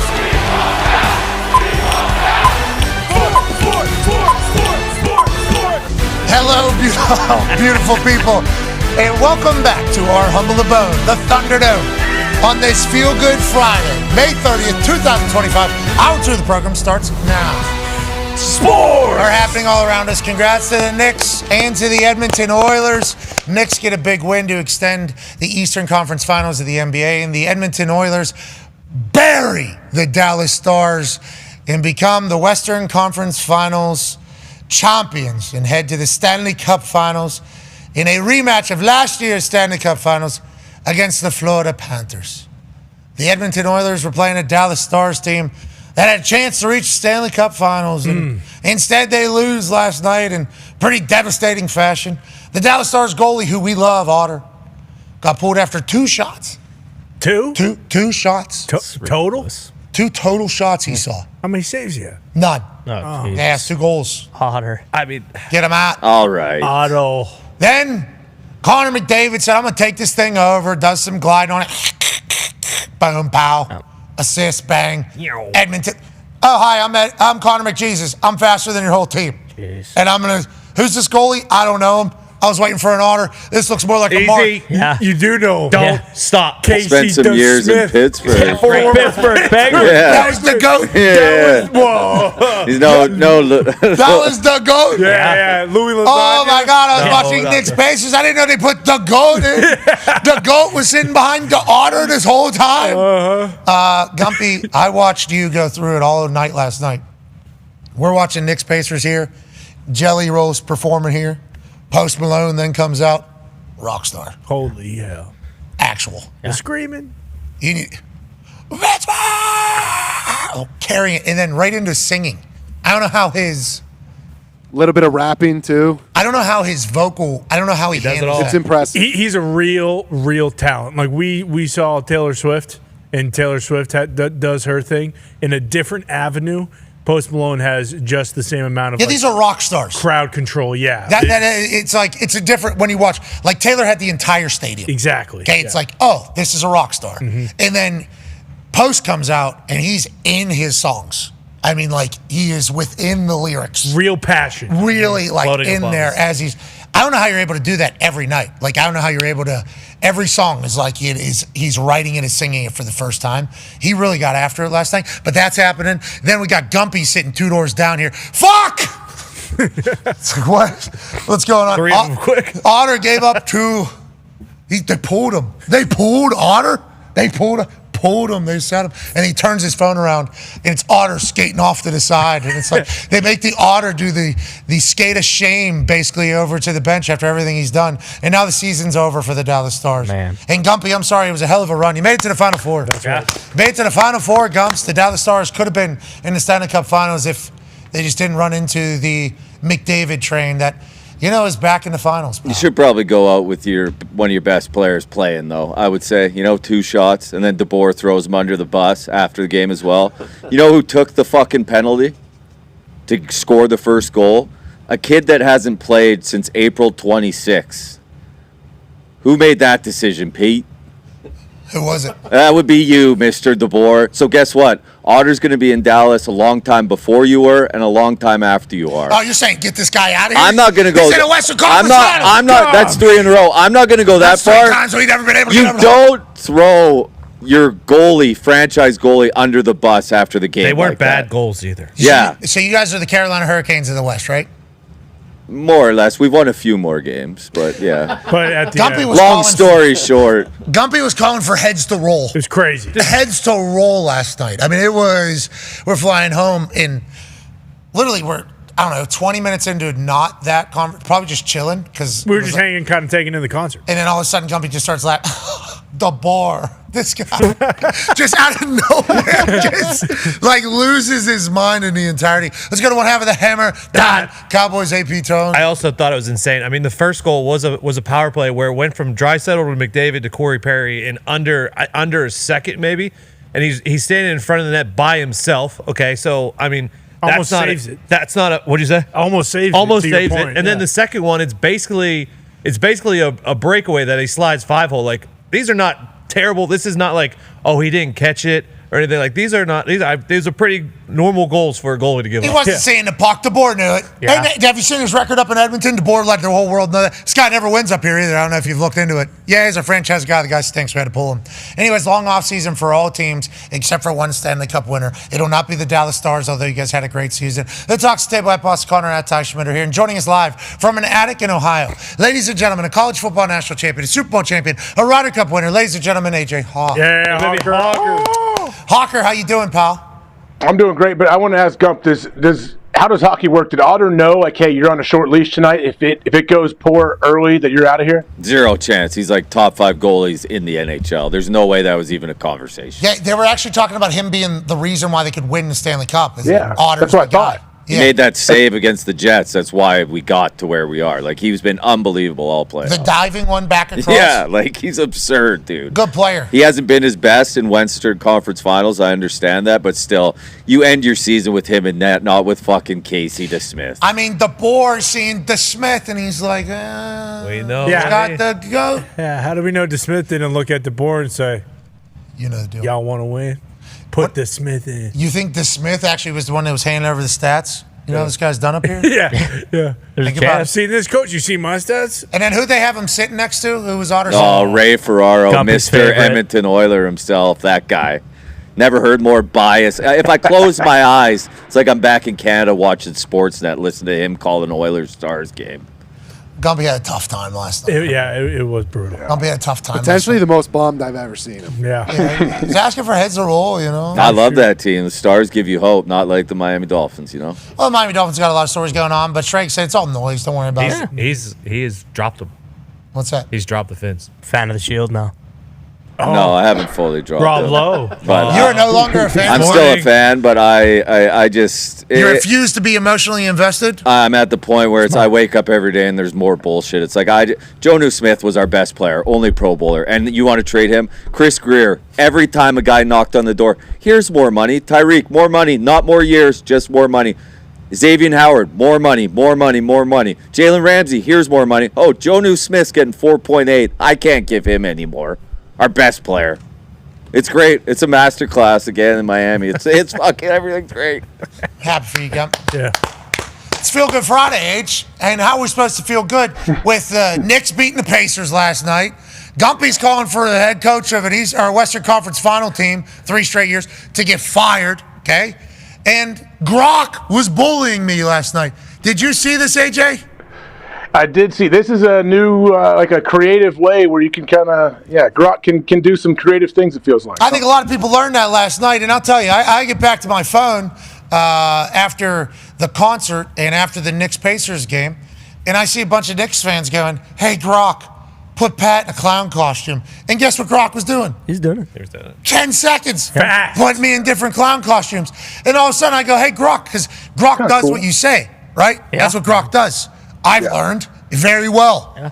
So I said, hey, Grok, stop doing it, okay? Shouldn't Grok listen to me? No. Instead, hey, Grok, stop it, okay? That's me telling Grok to stop. Should listen to what I said. Yeah. Didn't listen. Picked everybody else. There must have been 10,000 clown pictures of me last night from Grok. People just, TJ Lang explored the space. He really explored the space. He said he had no idea that this was possible. And he started sending me texts. I didn't know this is scary, he was saying to me. This is scary that this is ever possible. I go, yeah, so stop doing it. He goes, well, I just gave you tattoos. I can't. I just got you a pacifier. I just put pigtails on your. I'm like, stop doing what you're doing, TJ. He goes, this is scary, man. I'm like, yeah, I know. So stop doing it. He said, I'm not going to be able to sleep tonight just exploring what Grok's capabilities are. I'm like, go to bed, TJ. Enough of it. He wasn't the only one. There's a lot of that. Now, there were some good ones as well. A lot of me as a clown. Sure. Yeah. And I'll say, Grok, you are a talented artist. Okay? Very. The way you were able to do this so many different ways for people in a matter of seconds is certainly something. I asked you numerous times, what are you doing, Grok? Can you stop bullying me? There's people that made me look jacked. There's people that made me look stupid. They even put me on top of New York City. Did you see what Grok was able to do? Put me on top of New York City. I was kind of the king of New York at different times. They had me wrestling. They had me hanging out with Ben Stiller. I think a lot of people learned last night that Grok can literally do whatever you want it to do. Anything. There's a couple people that utilized Grok to respond to John Cougar Mellencamp as well last night. Man, those were masterful too. No, those weren't even photos, Hawker.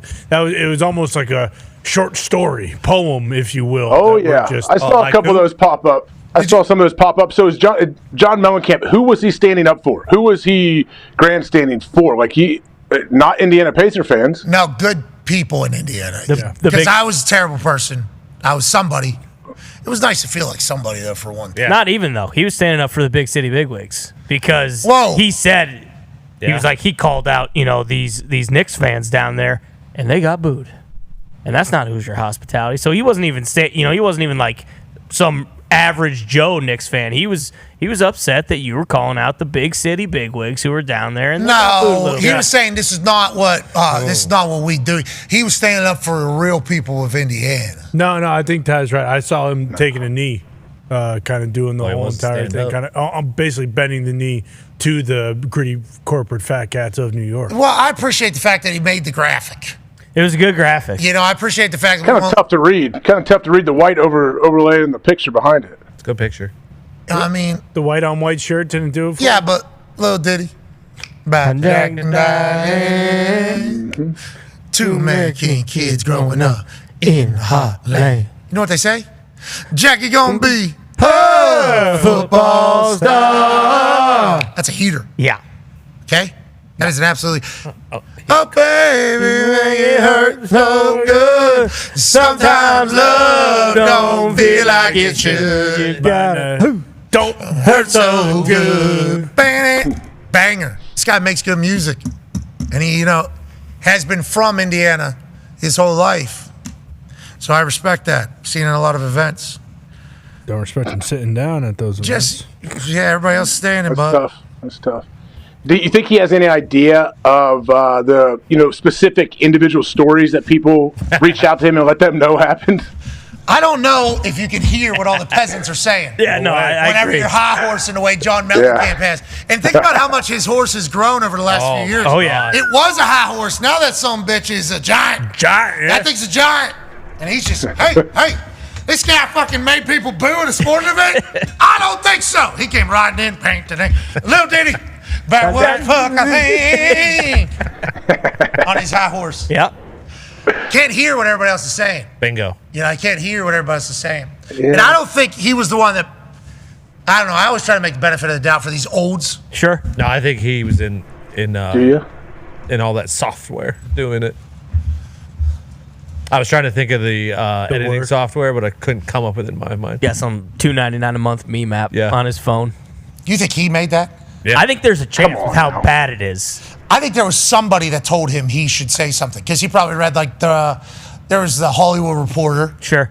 Variety. Yep. At least Sports Illustrated.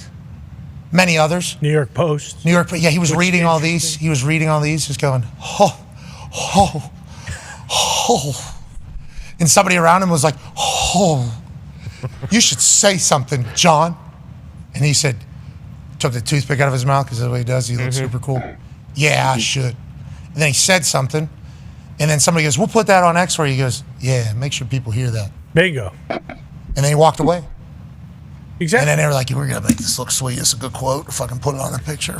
Bang, bang, make this thing artsy. Has anybody told him how this has gone? I think I would guess word has gotten back to him at this point. Yeah, John, don't ever. We're not doing that again. Okay, we're not doing that ever again. Try to tarnish your reputation overnight. You've been making bangers for 45 goddamn years.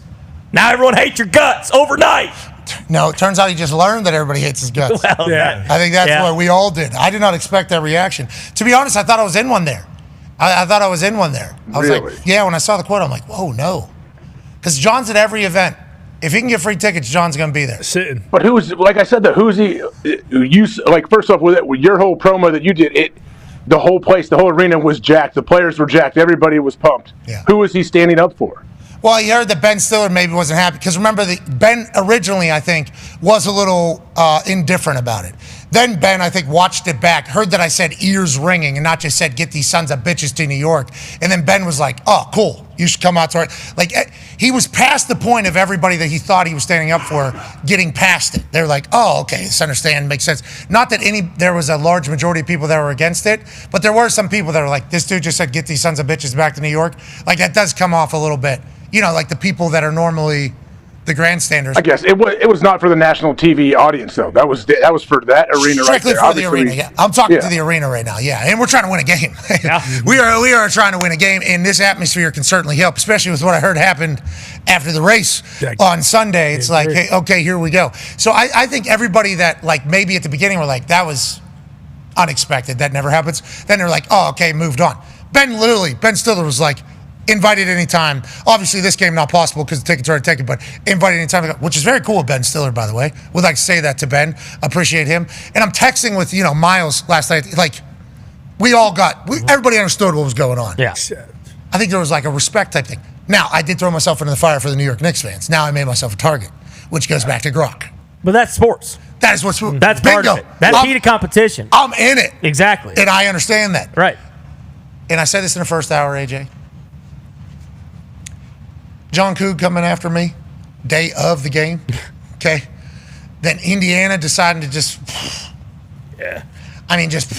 kill him. I mean, it was a bloodbath. Mm-hmm. It really was. It's a bloodbath. I don't know if he knows how to open X. He should not. And his people that did this for him and posted this for him, you're probably going to be fired if I had to guess. I'm not, maybe not, though. I'm not 100% sure. Whoever relays the message is probably not going to get a good response, in that entire thing. So you got to pick and choose who's going to do that. But it's like, then we got a little infighting happening here in Indiana now. Okay, now everybody's kind of on one side, it feels like. But still, that's a little negative. Mm-hmm. Then the amount of juice that I kind of added into this, that was a little negative. Are you worried? Just last night, I thought last night was going to be a tough one. You think the Cougar will be there tomorrow night? Oh, I hope so. I hope to God. Give him a microphone. Oh, yeah. Give him a microphone for fourth quarter. Oh, Let him do a little ditty. That'd be great. I'd love to hear it. That would be great, actually. There's no chance. If he goes, Little Diddy, about Jack, everybody would sing along. That'd be a positive he ain't experience. doing it for free. Yes, he is. I don't know if they'd all sing along after this whole ordeal.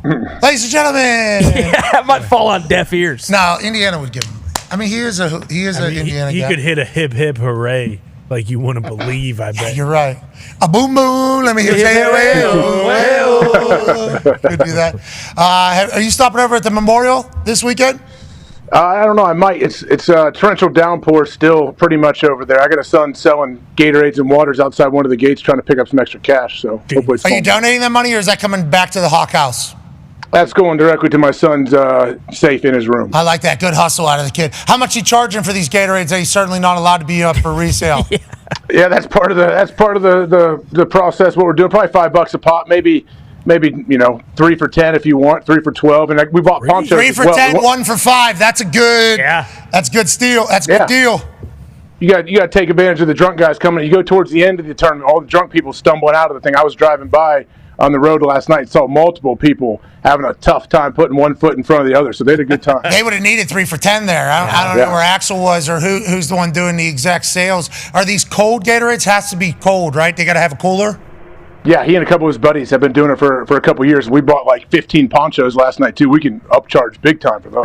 Oh, we're selling ponchos. We got a little stand. Wow. We got a little bodega coming up. Do we got any? We got any blueberry muffins or anything? Maybe the cheese crackers, peanut butter crackers. That's good for the drunks as well. Should buy a whole bunch. Buy a whole bunch of Zyn. I don't know. I don't know if you want your son. Yeah. You make sure he's not. And him and his buddies aren't getting in there. But yeah, I sold cigs in 5th grade. It was good. 50 cents a cig. That's good. That's good profit. I don't want to say you guys should be doing that. Zyn would be good. He said guys are asking for beer all the time, so he wants to be able to sell beer. I said, well, you got to watch out because there's cops all over the place. They won't want you selling beer. Listen, if you're going to sell these beers, we're going to have to put them in Gatorade bottles. And you got to tell them you stole them from your parents too. We didn't give them to you. Yeah, we did not help in this process. Zyn you could sell for $50 a can. $25 a can for sure. And those things will We could mop go up. like hotcakes. All right, so think about letting your child sell Zins to these drunk adults. Yeah. He doesn't know what it is. He doesn't know what it is. Just tell him. My dad told me these are magic pouches. $25 a tin. It's caffeine. $20, kid. How about $20 deal? Boom, pow. Boom. They sell some Boom. extends too. This kid's gonna buy your house. Oh yeah. I don't know. I don't know if we need to be selling. That is part. I mean, we've brainstormed a lot of different things. That would go well. Narcan. All right, let's talk. Ben Griffin's in the lead. He's 7 under at the Memorial. It's going to be a muddy track. Everybody's there, though. I saw Scotty golfing with Peyton in the Pro-Am. He's up to 4th. Scotty's hot today. So far. So Scotty's going to win that. Yeah. There's a good chance. Did you rent your house to anybody? No, I'm in my house this year, going strong. You let the kid make the money this year. Exactly. Smart. It's either the house or the kids, one or the other. We didn't rent the house. Get out there and sell. Scotty's currently plus 120 to win this tournament. Okay. Rory's hot on his heels, I'm pretty sure, though. So is the Memorial.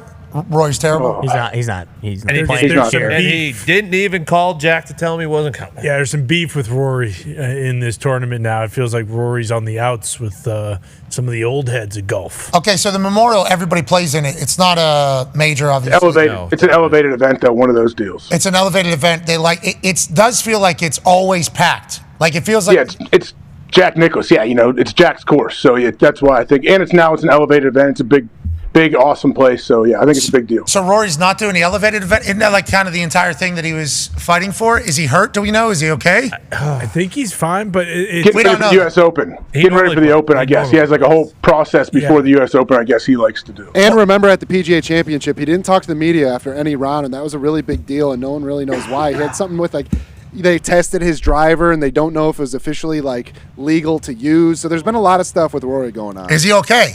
I hope hope he's so, okay. yeah. I think he's okay. Yeah, Rory, we hope you're okay, bud. Look at us. Who's your hospitality? He won the Masters. He's happy. He's got to be happy. Yeah, they're not happy with him. Just call the Golden Bear next time, all right? Exactly. Let him know you're not coming. Make a graphic like Kook. Exactly. Boom, that would work. Exactly. Sorry to go back. I'm trying to read it. You remember those 3D photos you had to cross your eyes with? Oh, yeah. That's what it felt like reading that graphic. Yep. There's no way he's reading it. Oh, Coog's not happy. Is that Kook's nip? He said it. That's somebody. Got it. How did Coog respond to the Malice in the Palace back in the day? I bet he struggled when the Pacers got in that fight. Well, he was too busy sucking on chili dogs outside to taste the freeze. What a line. True. That's why it's such a bummer because it's all the songs are so good. I know. I've been out on him for a while, so this is just kind of the cherry. Don't stand for the flag. That's it. National anthem. Yeah, I mean that was a big deal. He's in the Colts box doing it years after it's already stopped. Yep. Doing it in the Colts box, so it's like now everybody has to answer a question. Take the free seat, though. I understand, John. Take the free spots. Got to do what you got to do. His hair is so cool too. It's like a little. It's like always kind of messed up a little bit. Like that cry. You ever see the movie Cry Baby back in the day? Oh yeah. That's literally what he looked like there. Little Travolta in Grease, and he's got that toothpick coming out of his mouth. It's all so cool looking. Cool, man. So cool looking.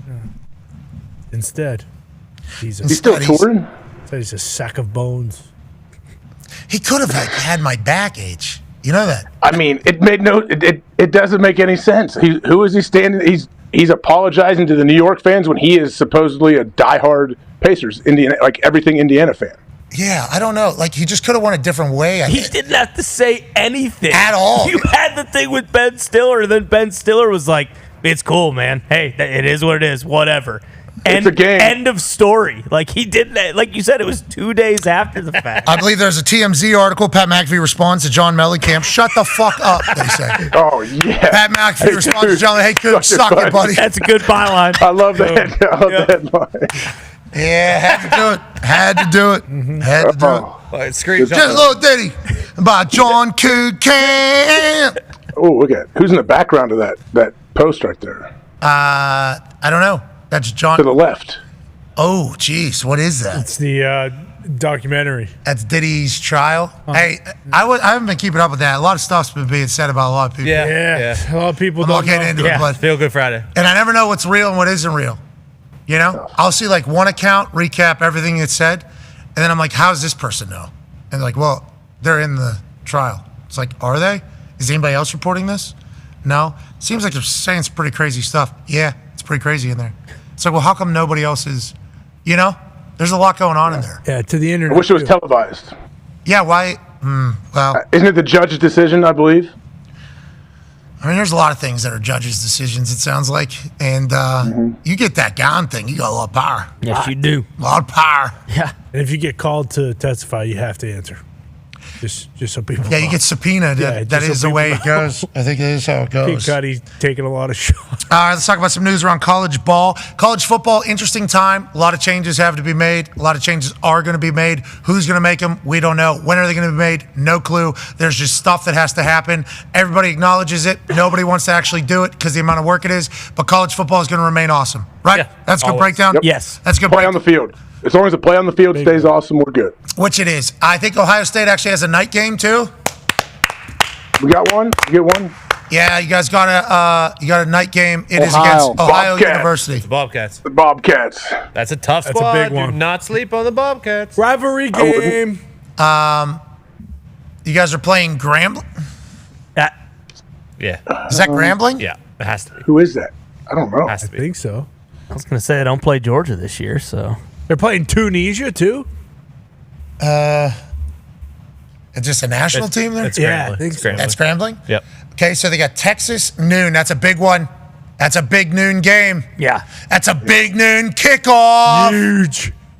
Then you got Grambling 3:30 night game against Ohio because you Buckeyes fans have been complaining this entire time. We don't get any night games. We don't get any night games. It does feel like it is some bullshit that we don't get any night games, but every game is a noon kickoff. You got a night game. Okay, now you guys can booze all day and showcase that beautiful stadium. I assume you guys are going to go ape shit with the fireworks Oh, yeah. and the lights. We only have 2 of these all season. It's going to be a playoff game and this one against Ohio because every other home game has to be at noon because Fox has made that their new main slot. That's an interesting move, and I wonder if the Big Ten commissioner, and I don't think it was Petiti who did this deal, I think it was Kevin Warren did this deal. I wonder if he truly understood that this could potentially turn an entire school's schedule into just noon games, which has happened to you guys, right? Isn't that what has happened to Ohio State, basically? Oh yeah, because I mean I don't know how everything works, but yeah, they get to pick the games that they want for the noon games, and of course, why wouldn't you pick Ohio State? I'd want them as many times as possible. Team up north. It's not Tunisia. Okay. It's not Tunisia. Okay, so that's. But that was a surprise to all of us that it was not that. There is the ability to have these Big Ten games as night games. It was announced that Penn State's whiteout game is going to be Oregon at home. I believe that one's going to be at night, if I remember correctly. At least I know it's the whiteout game. So, like, yeah, I mean, have your big noon game, but also doesn't have to be Ohio State's every game doesn't have to be. It does feel like it is Ohio State every week, though, isn't it? It is, and you know why? Because, like, I've learned this through the college game day run here for the last 3 years. It's like the amount of people that are watching college game day in Columbus and in the state of Ohio is like the most in the country, I think. And then you look at the college football ratings, it's like what state is watching at a higher percentage than I think like Ohio is like by far number one. Always has been that way, I assume, AJ? I mean, yeah, I'm sure there's been ups and downs, but yeah, I mean, there's huge school, huge alumni base all over the world. Yeah, why wouldn't it be? Yeah, so if you're Fox, it makes sense. Like, hey, we've invested a lot of money in this conference. We've invested a lot of money in this game. And our stats and analytics tell us that if Ohio State is playing anybody, if they're at noon, we're going to draw a big number regardless. Even if it's a blowout, we're going to draw a big number. So you see why Fox does it. But I wonder if Ohio State knew that this was a potential ripple effect of this. No way, right? There's no way Ohio State knew this. No, their new AD, Ross Bjork, he's awesome. He's been there about a year. He wasn't here when this all started. I know he's been trying to push back and figure it out and have some of these night games. But, yeah, what do you do? Like, you're locked in. If you're Fox, I get it. If you're Ohio State, you're screwed. Like, what are we doing? And I don't think Petiti did the deal either. So Petiti's like probably hearing it from, I assume, Ohio State, which is a very prominent school in the Big Ten, has a lot of people, a lot of power, a lot of success, obviously. So Petiti's got to deal with it too, I assume, from Ohio State. And Fox is just like, what do you want us to do? We gave you guys billions of dollars, and this is a guarantee. Maybe create other teams. I don't know what Fox would say out of that. Well, that's what, because I understand like the Fox aspect of it, but and I'm sure they have maybe like once or twice, but I don't think they've been on because there's like the CBS. They have the late afternoon game and the night game too for Big Ten, and then there's also like the Peacock game that they've been doing where like they have night games on those. Like it's interesting that for at least a couple of like their non-marquee Big Ten matchups that they aren't night games on one of those. So Ohio is a Peacock game. There you go. So that's the only way then. The Oregon Penn State one that I referenced also a Peacock, also a NBC game. It's not Fox. So I think the way that deal was set up is Fox owned all the games. Fox then subleased games to other people through Big Ten negotiation. Yeah. So then Fox had to give up games ahead of time, I think, so that they can market it. So they're not going to give up any of that. They're not going to give up any Ohio State game. Yeah. Oh, you can get them when they're taking on the Bobcats at Ohio University for sure. Yeah. Everything else we would like first glance at least. And from Fox's standpoint, if that's allowed, it's like makes sense, understandable. But from Ohio State's standpoint, can we cap this? Can we have like? Yeah. Can there only be like 2 or 3 of these things that are allowed to be at noon? Because I assume that Columbus at night is insane. I've never been there. Yeah, we have. Tennessee. Oh, you were there. Tennessee. Oh, yeah, Tennessee. Insane. Freezing cold. Yeah. Freezing cold. Drone show. I mean, there was a whole thing. Yeah. And every single game is at noon. And it's like everybody's watching you guys. Ohio State's atmosphere, pretty good. Pretty good. Penn State, though, they do that whiteout with the fireworks and everything. That's great. That's what a good atmosphere is. People at Ohio State are like, you don't think if we had nighttime, we'd be able to do some other shit as well? It's just the world you're in. I guess too much success. And after Ryan Day golfs with Nick Saban for an entire round at the Memorial, who knows if Ohio State ever loses another game? Yeah. Who knows if Ohio State loses another game in this entire thing? Yeah, it's a smart move, too, by Fox, just because if they kick the games off a little later, it can boost the ratings of other shows they have. But when you look at that schedule... Oh, you're talking about like a 12:20 kickoff. Yeah, and usually it's just noon, but they decide to do it at like 12:15, get that average peak up, whatever the hell it is. It's all fake. I look at that schedule, Ohio Bobcats, Grambling State, it kind of does make sense. The SEC's all up in arms because the SEC is kind of running through the gauntlet. And I see Ohio State with a bunch of cupcakes up there on their schedule. And, all of a sudden I kind of get what Lane Kiffin says. I know I said the boo-hoo Lane Kiffin rule yesterday, but hold the phone. It looks like the Big Ten's got a bunch of... I just got corrected. Jim Delaney, who was the Big Ten commissioner before Kevin Warren and Fox,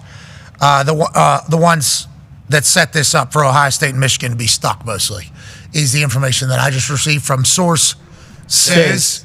And I assume when they were negotiating the deal, they knew, like, it's going to be probably one of these two schools. They didn't tell Ohio State that. They said it'll be whatever the best thing is will be at noon. We get this entire network is basically like going to give us major slots. It's good news. Billions of dollars too for everybody. And then all of a sudden, what's week 1? Ohio State. What's week 2?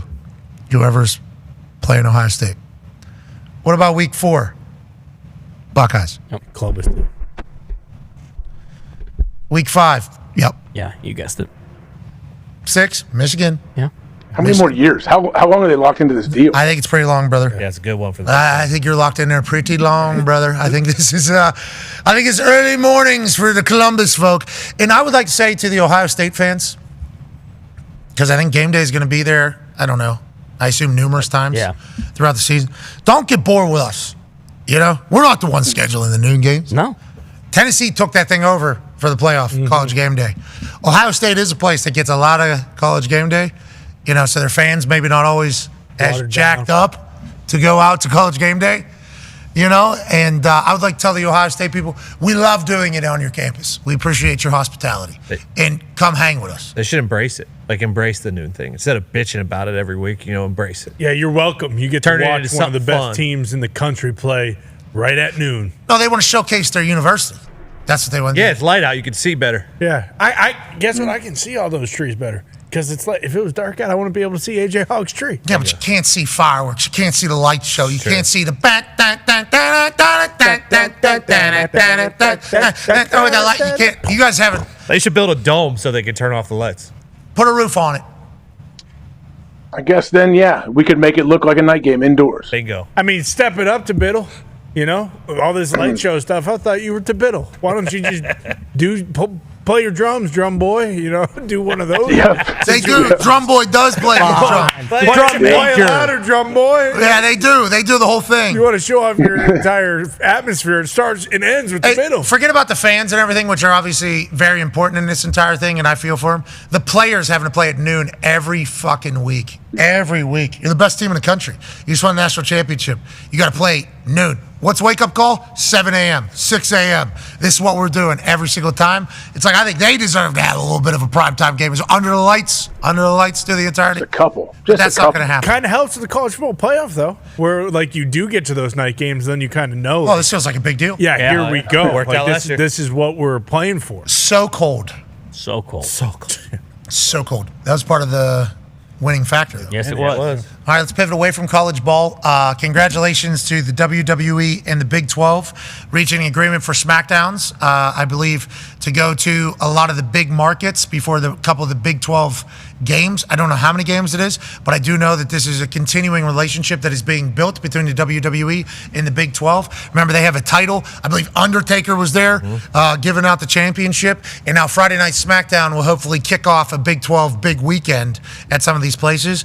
I like it. I think it's beautiful. I think it's a wonderful thing. And if you already got a city that's ready to explode, pop a SmackDown in there on Friday, come have a night, then roll into the weekend. I think it's a great relationship. Congratulations to all parties. I assume Morgantown, West Virginia is going to have a few of these in their world, especially with what I'm hearing. What are you hearing? Well, I'm just hearing Rich Rod's still a coach. Okay. Yeah. I did hear that. He's going to bash someone over the head with a keyboard like Urban Meyer. What happened? Or, sorry, that was Charlie Strong. Urban Meyer gave it to him. Didn't that happen? Oh, you're talking about AEW? Oh, yes. Excuse me. That was not actual coaching. That was AEW professional wrestling down there.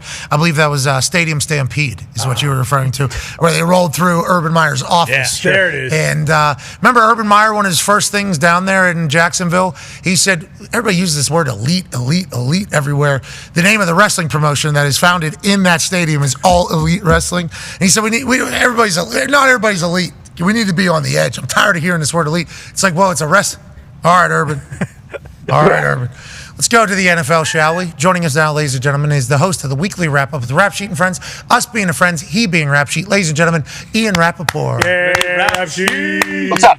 What's going on? You're in the big city right now? That's a great... I am in the big city. Yeah, I'm framed kind of nicely, actually. It's pretty cool. Yeah, got some trees around your head. You got a good building in the back, good lighting, good polo. How are you? Everything good? I'm good, man. This is it's very nice. I heard you guys talking about college football. I had no earthly idea what you're talking about, but I guess that's okay. Yeah, well, just know that Ohio State's playing at noon. Unless they're playing Ohio University, then it's a night game. And the Big 12 and the WWE have built their relationship. Seeding is That was coming. a good one. I saw that. Seeding is coming to the college football playoff as they're going to continue to evolve and trying to find the right answer. And there's a bunch of dogs coming out of college football, so the sport's always going to be good, but the chaos around it is going to survive. Now let's go to the NFL. Kwesi signs an extension over there from Minnesota. We knew this was coming, and is this the time of year for executives to get paid normally? It's actually normally not. You guys hear me okay, by the way? Yes, you sound great. All right, good. Yeah, it's actually not usually the time of year that executives get paid. This is one they've been working on really for some time. Kevin O'Connell, the other leader of that organization, got paid right around, I think it was February, right? I think it was either late January, early February. So Kevin O'Connell gets paid. The plan was always to pay Kwesi Adolfo-Mensah as well. And if you're the Vikings and, you've kind of built this really good budding, team that should be on the rise, these are the two guys kind of behind it. So locking in both of them long-term makes a lot of sense. And, I don't know where the Vikings are going to go, but they got a lot of talent. They got a young quarterback that they like a lot. Like this, should be a team that does really, really good things in the future. Might as well sign the guys behind it before you do anything else. So I think very, very good things for Minnesota. Okay, you're probably getting updates right now on your watch as you're talking to us on your phone. I appreciate that. If you have any news to break, just go ahead and spit it out. Okay, just go ahead and let it out. We'd love to hear that on a Feel Good Friday. The Minnesota Vikings' only question mark is quarterback. Is J.J. McCarthy going to be a guy? What have you heard from Minnesota? There were some rumors about potentially Aaron Rodgers coming in. There are some rumors about what they were going to do. J.J. McCarthy solidifies himself, I think, from everybody's perspective as being the next quarterback for the Vikings. Herb Street said they're going to get better because J.J. Orlovsky said it. Jim Harbaugh said it. Everybody has said this guy is made for the moment. With how great that team is, if he can play exactly how everybody expects him to play, this team's going to be in a Super Bowl hunt for the next 10 years. Is JJ the guy, and what are you hearing out of Minnesota? Yeah, I mean, I would say everything I've heard has been very positive for JJ McCarthy. Now, I mean, he didn't play as a rookie, so there's always going to be that, sort of not concern, but just question mark. It's like, what is it like when he actually plays? When the lights come on, is he any different, or is he everything you would hope, right? There's been a lot of positivity, and if you're the Vikings, they know more than we do. They've seen more. They've seen more behind closed doors. Obviously, they have a relationship. They've seen him during training camp. They've seen all of the things. They could have brought in a veteran quarterback, and they made an offer for Daniel Jones. We know that, but it wasn't that big of an offer. If they really felt like he wasn't ready, they would have gone all out for a veteran, and they didn't.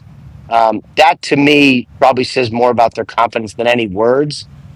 Should be really good. I mean, if he's just pretty good, then as a team, given where the defense should be, given the weapons, like they should be very, very good. Excited to watch the Vikings continue to grow. Ryan Grigson, also assistant general manager. Happy for him and his great beard. Hopefully he'll get another shot at running the team. Until then, maybe they get a Super Bowl ring in Minnesota. Let's talk about the team that did win the Super Bowl last year. Schefter is reporting that Bryce Huff is being traded, or they're finalizing a trade for him to go to the San Francisco 49ers. Obviously, he has history with Robert Saleh. This would be the third player now from the Jets under Saleh that is being sent to the 49ers. Do we know this is possible, and what are your thoughts on the San Francisco 49ers' moves thus far? Yeah, I mean, Bryce Huff has not been present with the Eagles. That obviously, they paid a lot of money for him last year in free agency. Did not work out. I think they've tried, for a while to send him somewhere to kind of make it make sense. Still do a bunch of money. So I think there's still some questions about like how they figured this one out. But if you're the 49ers.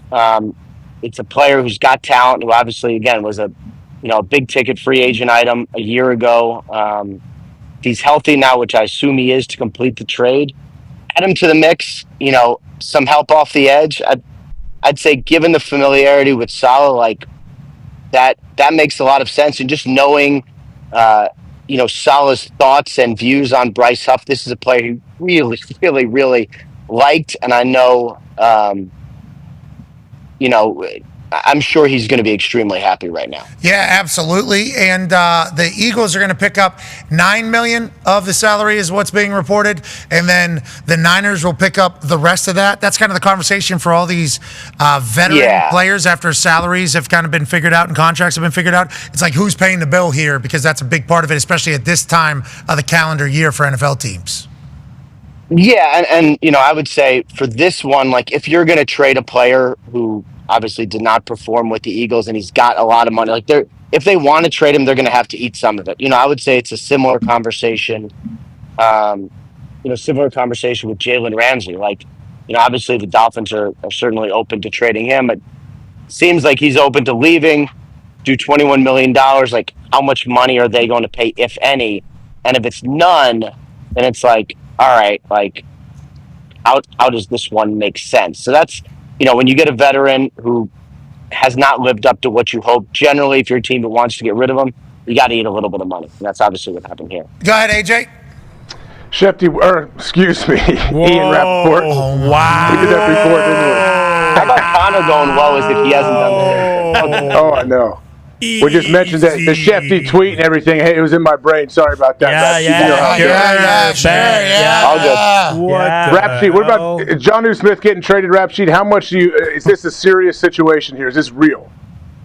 I think Jonnu Smith wants to make money. It feels to me, and there's been some teams that have kind of nosed around some veteran tight ends. Jonnu Smith is one. Kyle Pitts is another. Usually you get to this point, you can do some trades. They can happen. It's just a little more rare and a little hard to do. Again, it depends on how much a team wants to get rid of a guy. Like the Bryce Huff Eagles are motivated to do the deal and basically move on for a player who didn't really figure into anything they wanted to do. It's different for Jonnu Smith because he is actually a part of what the Dolphins want to do. Feels to me like he wants more money and would like to stay. I know he wants a lot. We'll see what they end up doing. But again, going back to the Ramsey thing, if they are able to trade Jalen Ramsey, that's $21 million. Some of the $21 million will come off the books depending on how much they pay. So trading Ramsey might help Jonnu Smith get the contract he wants as well. Jonnu Smith being traded to the Steelers would be awesome for the Pittsburgh Steelers. Yeah. I mean, got a chance to see some Pittsburgh Steelers last night, I will say. Mm-hmm. Got a chance to chit-chat with a few Pittsburgh Steelers. Good lads. Which ones? I'm not going to say their names. Herbig's a good dude. Herbig's a hilarious guy. He was one of them. Cam's head. Still. Unbelievable. Yeah. I saw Cam Hayward eating a salad. Wow. At 8 p.m. last night. Come on. He was in a suite that had everything available. Everything. Chicken wings, pizza, sandwiches, you name it. Chips. Everything was available. Cam Hayward, 8 p.m., a lot of chips. Cookies. Yep. I mean, there was, you name it. Delicious. 8 p.m., salad, sitting down right in front of me. Committed. Watching Knicks Pacers. We're in between Jelly Roll and Post Malone. Literally here, turn around, look down. I see him eating a salad, and I go, this is a gimmick. There's got to be a work. He's doing this for show right now? What is it? Eats the whole thing, cleans it up. Mm-hmm. Cleans it up. Obviously, what would you expect him to eat? Like a big old, meatball or something? Yeah, big old meatball. One big like meatball. Yeah. One big one. Yeah, grazie for the meatball. Just like a massive. Yeah. I just 8 p.m. salad in the suite that we were in. I did not expect. And I told him, nobody in the history of football with a T in their position title has ever had a salad at 8 p.m. at a concert with everything that has been available around us. Keanu wasn't even thinking about it. Not even. Keanu, dog. Weapon. By the way, I really like this Steelers team also. Yeah. After last night chit-chatting with him, I really like what the cut of the Steelers jib. Mm-hmm. I am a big fan of the way they operate. Who's going to be their quarterback, Rap? Who's going to be their quarterback? Do you know yet? I mean, I will say it again. I would be surprised if it's not Aaron Rodgers. Okay. I would be surprised if it is not Aaron Rodgers. Oh, you talked to him. Is somebody here might know more than me? It is possible, but to me, that is what makes sense. Telling you that, Rap Sheet? Are the Steelers telling you that? No, question, AJ. No. I think the Steelers are more kind of like They know something. We want him, and we hope we get him, but we just don't know. And they have been so. I do think they've handled this the right way. They have been so patient. making sure that everything that happens is exactly as he wants and plans. That they've never been like when I've had conversations with Steelers people about this, I've never felt like it's some sort of like power play where they're trying to get this done, want to force it. They're like, when he decides, like, we'd like to know. When he decides, and that's okay. And like, it feels like the offseason been going on forever. But there really is a ton of time before the season starts. So there's some time. I concur, but the way you all have been reporting it is as if Aaron Rodgers is the Steelers' quarterback. Done deal. So all the people in Pittsburgh are like, I'm tired of seeing this guy with water guns out there with who? What's his name? Mike Dud? I don't care.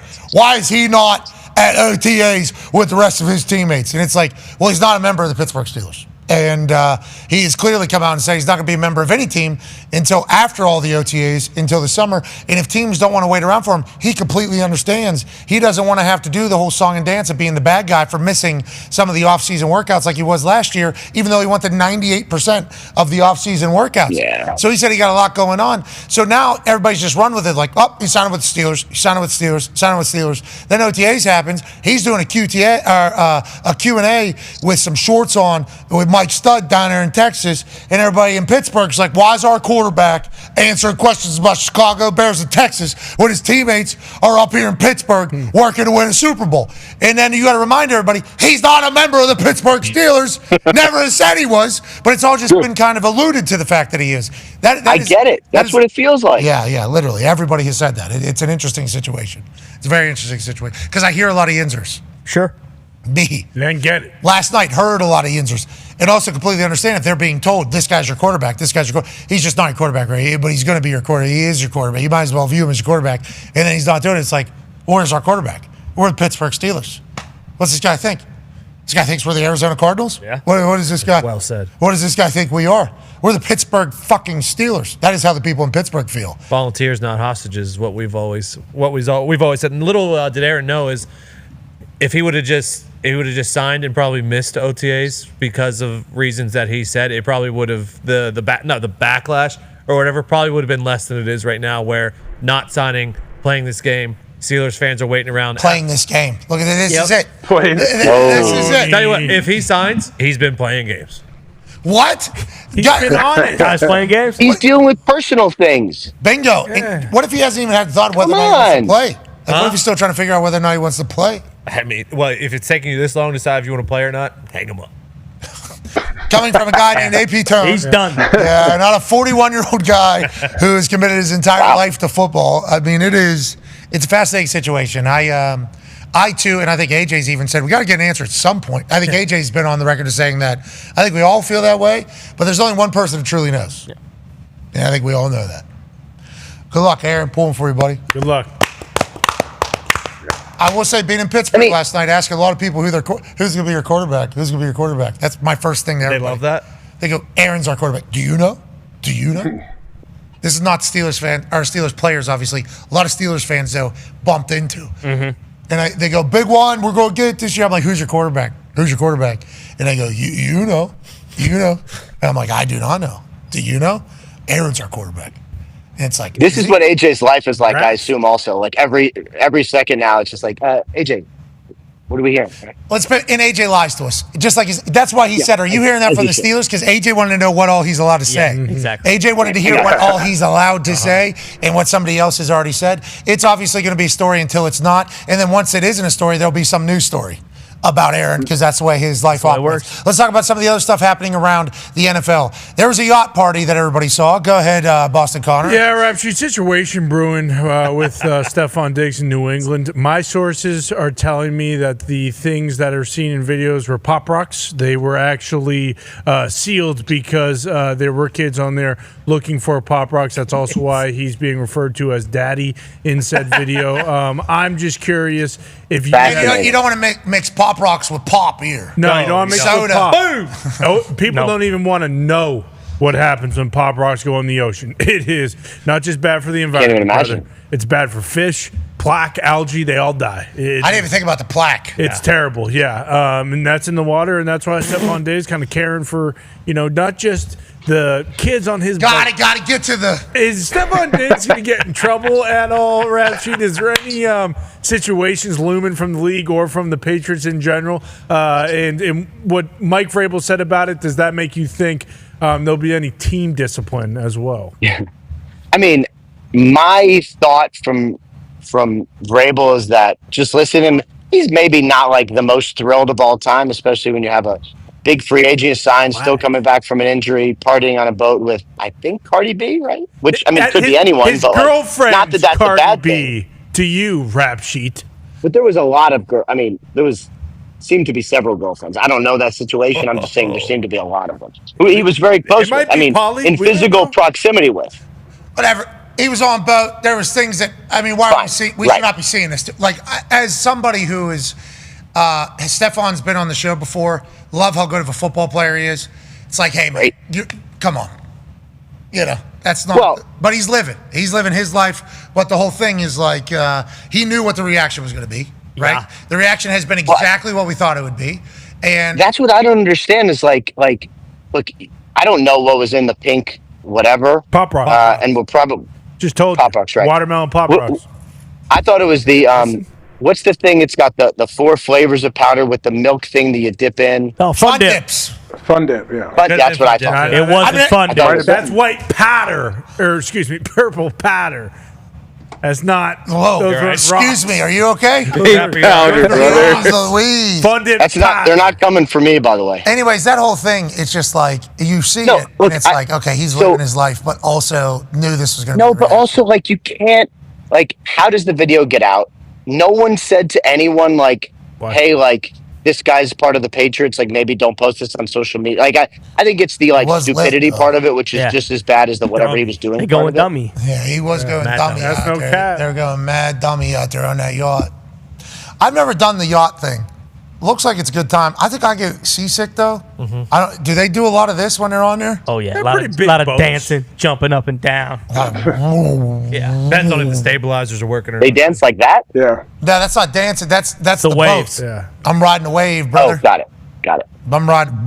They probably dance like that too. That's it. What if Rapshi was on that boat? How awesome would that be? You were up there with him. Yeah. Floaties on. I mean, my wife wouldn't have been that happy if we're just being honest. Well, she could be with I would have had some. How deep is this? If she was on the boat with me, minus the substance, whatever that was, the Fun Dip or whatever, I have no idea. Rocks. Well, you don't have to do it. You don't have to do it. That would have been fun. I like a good boat. It's just Maybe have a we're in drink that or two. time now, I guess, after OTAs where there's going to be a lot of freedom and opportunity for people. Stephon Diggs has put a lot of great tape out there as a football player. I assume the Patriots are excited for him to get on the field. But all this other stuff, you got New England fans going like, what are you talking about? Those are Pop Rocks. Not doing anything. Yeah, how do we know they weren't shooting a video? Yeah, could be shooting a movie. Maybe he's a movie star. We don't even know. This could be an opportunity. Yeah, exactly. His Could be the next Cardi B video. Maybe she's got an album dropping that we don't even know about. Bingo. Maybe. I'm sure somebody on the internet knows, but whatever the case, Stephon Diggs in New England Patriots, we hope the relationship works. It's gonna be glorious. Drake May obviously will do well with the Stephon Diggs as wide receiver. Vrabel is going to win. That's what Vrabel always does. We're coming up on a hard out here on this Feel Good Friday. We'll continue on YouTube, ESPN Plus, Disney Plus, and TikTok Live. Just want to say it's been a great week. Quickly here, favorite things that happened this week. We'll start with you, Boston Connor. Hard to say not the concert yesterday, but man, that Mellencamp address is going to carry me for it's wind under my sails, brother. Ty, favorite thing that happened this week? Yeah, it's a layup. The coup getting declawed. Yeah, for sure. No doubt. For sure. AP Tone, your favorite thing that happened this week? Doing a show down at Gamebridge. It was very nice. That was this fun. week. I know. Yeah. Tuesday. I mean, Jage coming in. Yeah, AJ, AJ, what's your favorite thing that happened this week? Schrags hitting 10 threes in a row on film. Yeah, he does have a clean jumper. That's good. Rappaport, your favorite thing that happened in sports world this week? Shot 89 at Bayonne Golf Club. Kept the ball in the fairway, except for 17 when I lost it. Still shot 89 in every fairway but one. Unbelievable. Coolest thing in the sports world, new Yokozuna. There is a new Yokozuna. What? Yeah, there's a new Yokozuna that has been crowned. No one told me about this. Yeah, it's a big deal. We'll continue. We'll be back Overreaction Monday. Be a friend, tell a friend something nice might change their life. Goodbye. All right, now we continue with What was your favorite thing? My favorite thing? Yeah. Gamebridge was cool. Yeah. That game was cool. It was. I mean, Triple H, Nick Khan, my wife. King of Kings. That was a good time. Tyrese doing what he did. Tyrese went bananas. Yeah, that was awesome. Yeah, that was cool. Jelly roll yesterday. Jelly. JJ being here was cool. It's a hell of a week. Saturday night's main event happened on Saturday. Was that last Saturday? Yeah. Then Monday you were somewhere too. Patty Maroon back in Tampa. Yep. The Indy 500. Indy 500. Oh, that was all this week. Yeah. Lacrosse National Championship. Good week. Hell of a week. It was a good week. Great week. Paul Skeens' birthday.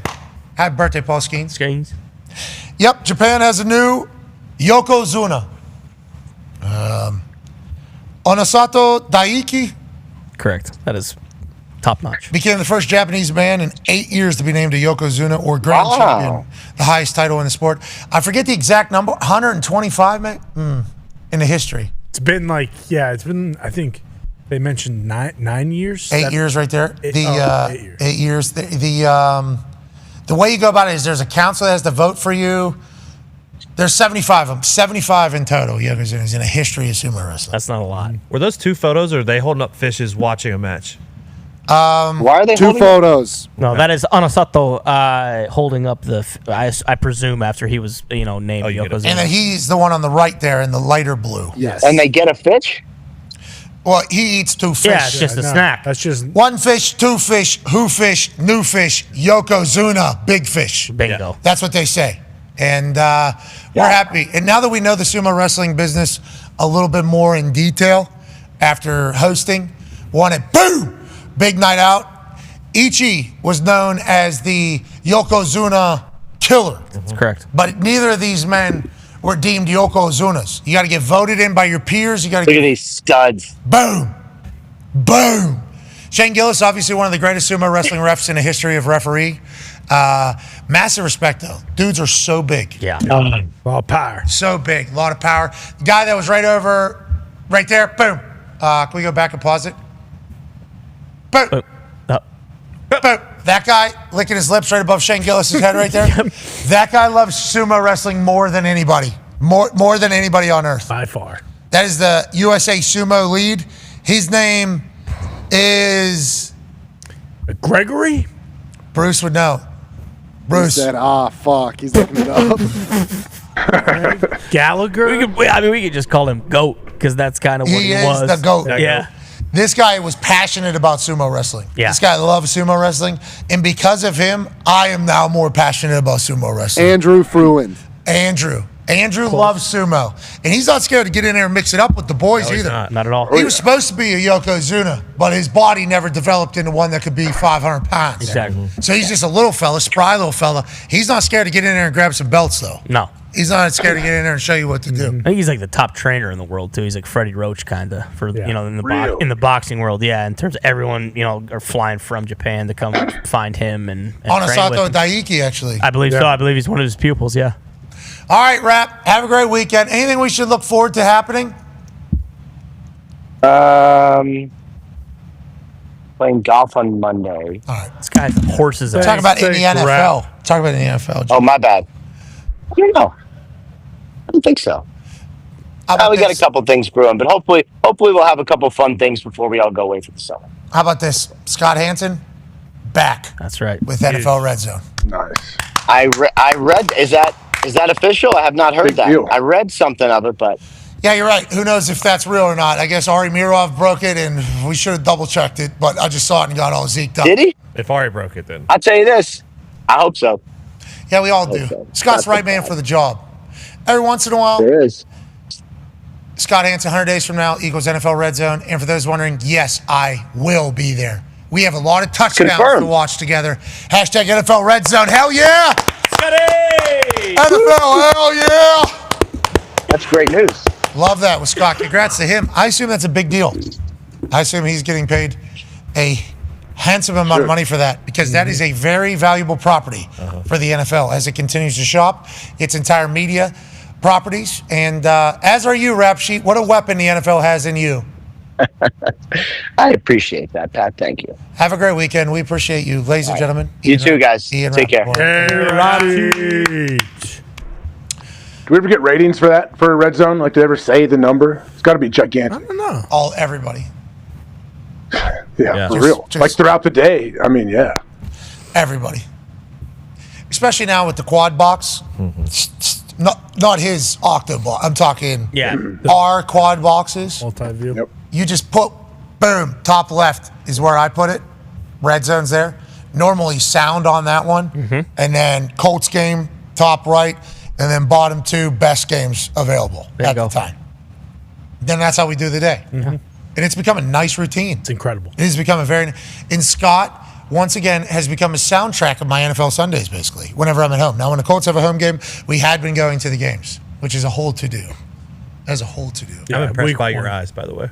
What's that? That you go upper. My eyes are lazy, so they naturally droop. So I go lower for Steelers and red zone. Oh, so red zone, lower right. Yeah. Because it's the close. It's so I don't have to look up. Wow. Tony. That's awesome. Good for you.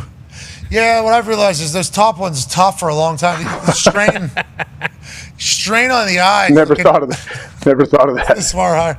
It's got to be. I mean, it's literally got to be that much higher. In the grand scheme of things. What do you got, a fucking IMAX theater at your house? God, I'm the fucking worst. I don't know. No, you're not, Tone. Gee. You're the best, Tone. Your eyes naturally droop. You just said it.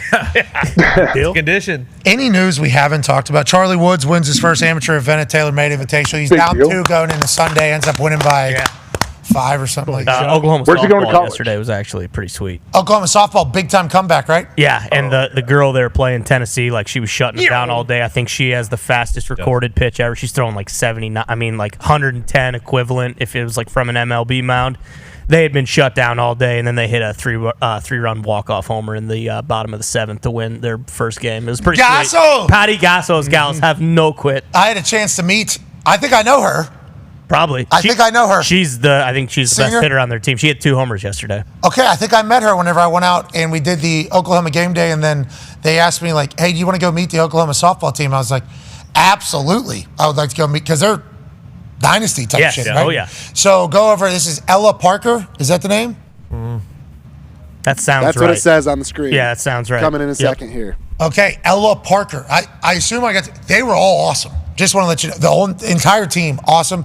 Gasso, dog. Yeah. And then we saw Tennessee in the first inning, I think, got 2-run lead on Oklahoma because I think catcher dropped the ball and I think something else happened. So we were worried about Oklahoma and the Gasso team, maybe with an early exit. Instead, they say, what do you think we fucking came here for? Boom, gone? Yeah. Love that. Love everything about that. Boomer. Yeah, sooner. High Big stakes, one. high drama. Tennessee, by the way, if you start looking at their sports, oh yeah, they're starting to really. They're going. Pretty good. Pretty good. That game day was Oklahoma, Tennessee, wasn't it? It was. Because that's when Heupel went Oh back. yeah, because that was when Heupel's the night defense. game. It was a night game, yeah. Heupel's defense knocked like 4 guys out of the game in one series with Yeah. just regular hits, like legal hits. I'm like, whoa, this Tennessee team's flying, and then both of them obviously end up not being the national champs. And how Tennessee season ended last year, jeez. And how it started the offseason. Yeah. Nico Iamaleava. Nuts. Yeah. Where's he at? UCLA. Yeah. Yeah. Who's Tennessee's quarterback? The UCLA kid, right? Yeah. Yeah, they swapped. Oh yeah. He never played at UCLA. He played at App State for 3 years. He was the starter there. Went to UCLA to start there. Never made it to starter because Nico came in, so now he's starting at Tennessee. Okay. Wild. Pumped for football. College football time's coming around. It's gotta memorize who's where. Yeah, they just dropped the trailer for NCAA football 26 yesterday, so that's going to start, all that mumbo jumbo is going to get Mumbo going jumbo. again. What do you mean? Yeah, I mean, we were excited last year big time. Whoa. Because it hadn't come out in like 20 plus years. And then you watch this and it's just like, oh, okay, it's just last year's game, different guys, different places. So kind of the Madden thing, but, What do you want them to do? You want them to They rebuild? made changes. Yeah, I do. Yeah, look. I do. You know how much fucking money they made selling this thing last year? Fucking, let's take some of that cash and let's maybe upgrade the product a little bit. Starts with a B, by the way. What's that? How much they made. Well, I would hope so, right? Because how much money they probably put into it. Reggie Graphics. Bush getting on there. Yeah, see, that's what I'm hoping. Oh, Hall of Famer. Yeah, that'd be sweet if they did that. If they did Tebow right there, too? Yeah. Yeah, Tebow's in Tebow, there. Reg. They That need Marcus Freeman, I see. Yeah, dude. He wants to play USC Coach every Dahn. year. Kirby Smart. He said, I don't know how I can put this any more clear. I want to play USC every year. They should. Period. It's not a good look for Lincoln Riley. I heard there's a lot of people not happy with Lincoln Riley. Well, I mean, if you don't win, they're not happy. That's basically what Well, it yeah. is. That if you don't win, they're not happy with you. That's college football. Yes, in a nutshell. They need to do the eras if they want to take this game to the next level. With the NBA 2K, they do eras where like the 90s you can be a team, 2000s, 2010s, present day. Like if you were able to go back and play as like the 2007 Mountaineers or the 2003 USC Trojans and do full seasons with those guys, that would really take the game to the Yeah, they'd have to pay a lot of people. I was going to say, it probably gets pretty messy with that. That'd be fine. They'd have They to got pay a a lot of money. lot of people. But to your point, Starts with starts a B. with a B, brother. Starts with a B. They're going to need a lot of it for a lot of people. Yeah. Even go back to that Tennessee team that Peyton Manning led. Yeah, without a doubt. Have Peyton play against Archie. Yeah. Randy Moss. Oh, Marshall. Marshall. Come on, dude. Come on. They need Pat White in that game. I don't know if he is. That's what I'm saying. I assume they are. Coaching, right? Is he coaching at WVU? Yes, sir. Yes, he is. I think it's good news to have him back. I hope the boys do well this year in West Virginia. Picking up a culture and making it the complete opposite of what it was. Complete opposite. It usually only takes 1 year, Just a couple months. Well, I mean, with the transfer portal and NIL and everything like that, you can't make that. Rich Rod? I was thinking about this. Rich Rod will win games just because his teams win games. Like, he will figure out a way to win some games. So I think they're going to be okay. Do I think they're going to be, like, this year? They'll be bowl eligible. Better be. Okay. Yes, they will be bowl. 5 or 6 wins. Fucking hope so. Yeah. Fucking better be. If they're not bowl eligible, heads will roll. Yeah, that is, and not by me. 6.5. Okay. They will win. Right on the cusp. We got Nico spinning it. Nico, we got another kid, Jaden, I think his name. We got like a deep quarterback room, actually. Like very deep quarterback room. But Rich Rod's our pace and everything will win games. Hard edge. Like that'll win games for us. So I think that over is very nice. I didn't even think about bowl eligibility being the goal of this entire thing. And then 6.5, it's like that is the exact. That's the goal. That is the exact goal, I guess, for this season. I think like 2 years, like next season, it'll be like, all right, we got to culture it. It's going to be hard to do that. Then you got to have to worry about what, Signetti mentioned the other day down there at IU. He's like, Darian need a whole new roster. I felt the pinch. I don't have as much money as I used to. He was telling the truth there. He was absolutely telling the truth there. There's a lot of schools that are going to have to deal with that. Ohio State, obviously not. Oregon, obviously not. Michigan, obviously not. Penn State, obviously not. And that's why a lot of people are like, hey, we got to get this under control because the Big Ten has all the money. Yeah. And they're going to continue to do that, AJ, for real. I don't think this is getting fixed for a long time. Long time. No. It's definitely not. And I know each one of the big schools, though, I am sure that they still feel the pressure to continue to bring in all this. Like you said, if you're a big old donor and you're paying a couple $1 million, like, okay, cool. Now I'm going to come back to you in 6 months and you better re-up this situation because we need to continue to keep these players on the roster and continue to recruit the guys, the type of caliber we have. So it's a never-ending system, never-ending thing. I don't feel bad for them, but to try to raise this NIL money for all these schools has got to be brutal. That's a full-time job. That's a full-time job. For a lot of people. Yes. Think about how nice it was for Notre Dame last year because they are not in a conference, so they go to the national championship last year and they get $20 million to do whatever they want with. And Pete Bavacqua, who's the athletic director there, big brain. Yeah. Big brain. I assume he's managing it perfectly. Why doesn't West Virginia just go independent? All right. Sure. Sit on that one over the weekend. Keep all the money. Okay. Let that simmer. Put the basketball team in the ACC. If they won't take it, put it in the Big Ten. If they won't take it, put them in the Big East. A lot less travel. Playing in a great conference right there. Gymnastics. We got great gymnastics. Put them, Fucking go to the SEC. Yeah, baseball. Baseball, put them in the ACC. Soccer. Soccer, same thing. Shooting, rifle. I think that's you one. can be independent. Yeah, they're going to have to join West Virginia's league for shooting. Yeah, we run our own. And then for the football, just put a schedule together. Let's take on Maryland. Let's do Virginia Tech. Let's do Pitt. Let's do Penn State. Miami. Let's play Miami. Yeah, shit. BC. Old Big East. Play Miami. Hell, don't be scared to go down there in the SEC, too. Marshall. Yeah, don't be scared to go down there. Put that thing there. Then win and then get to the playoffs. So we just collect all the money and then we don't have to travel all the way to fucking across the country for every sport. Why don't they do that? Good. Yeah, they might. We're probably locked into a deal for another 20 years. Yep, I would assume so. Rand will get those boys right. Notre Dame has it made. Yes. Notre Dame has it made. That's why would you join a conference? They're not going to. Never will. Never. Never.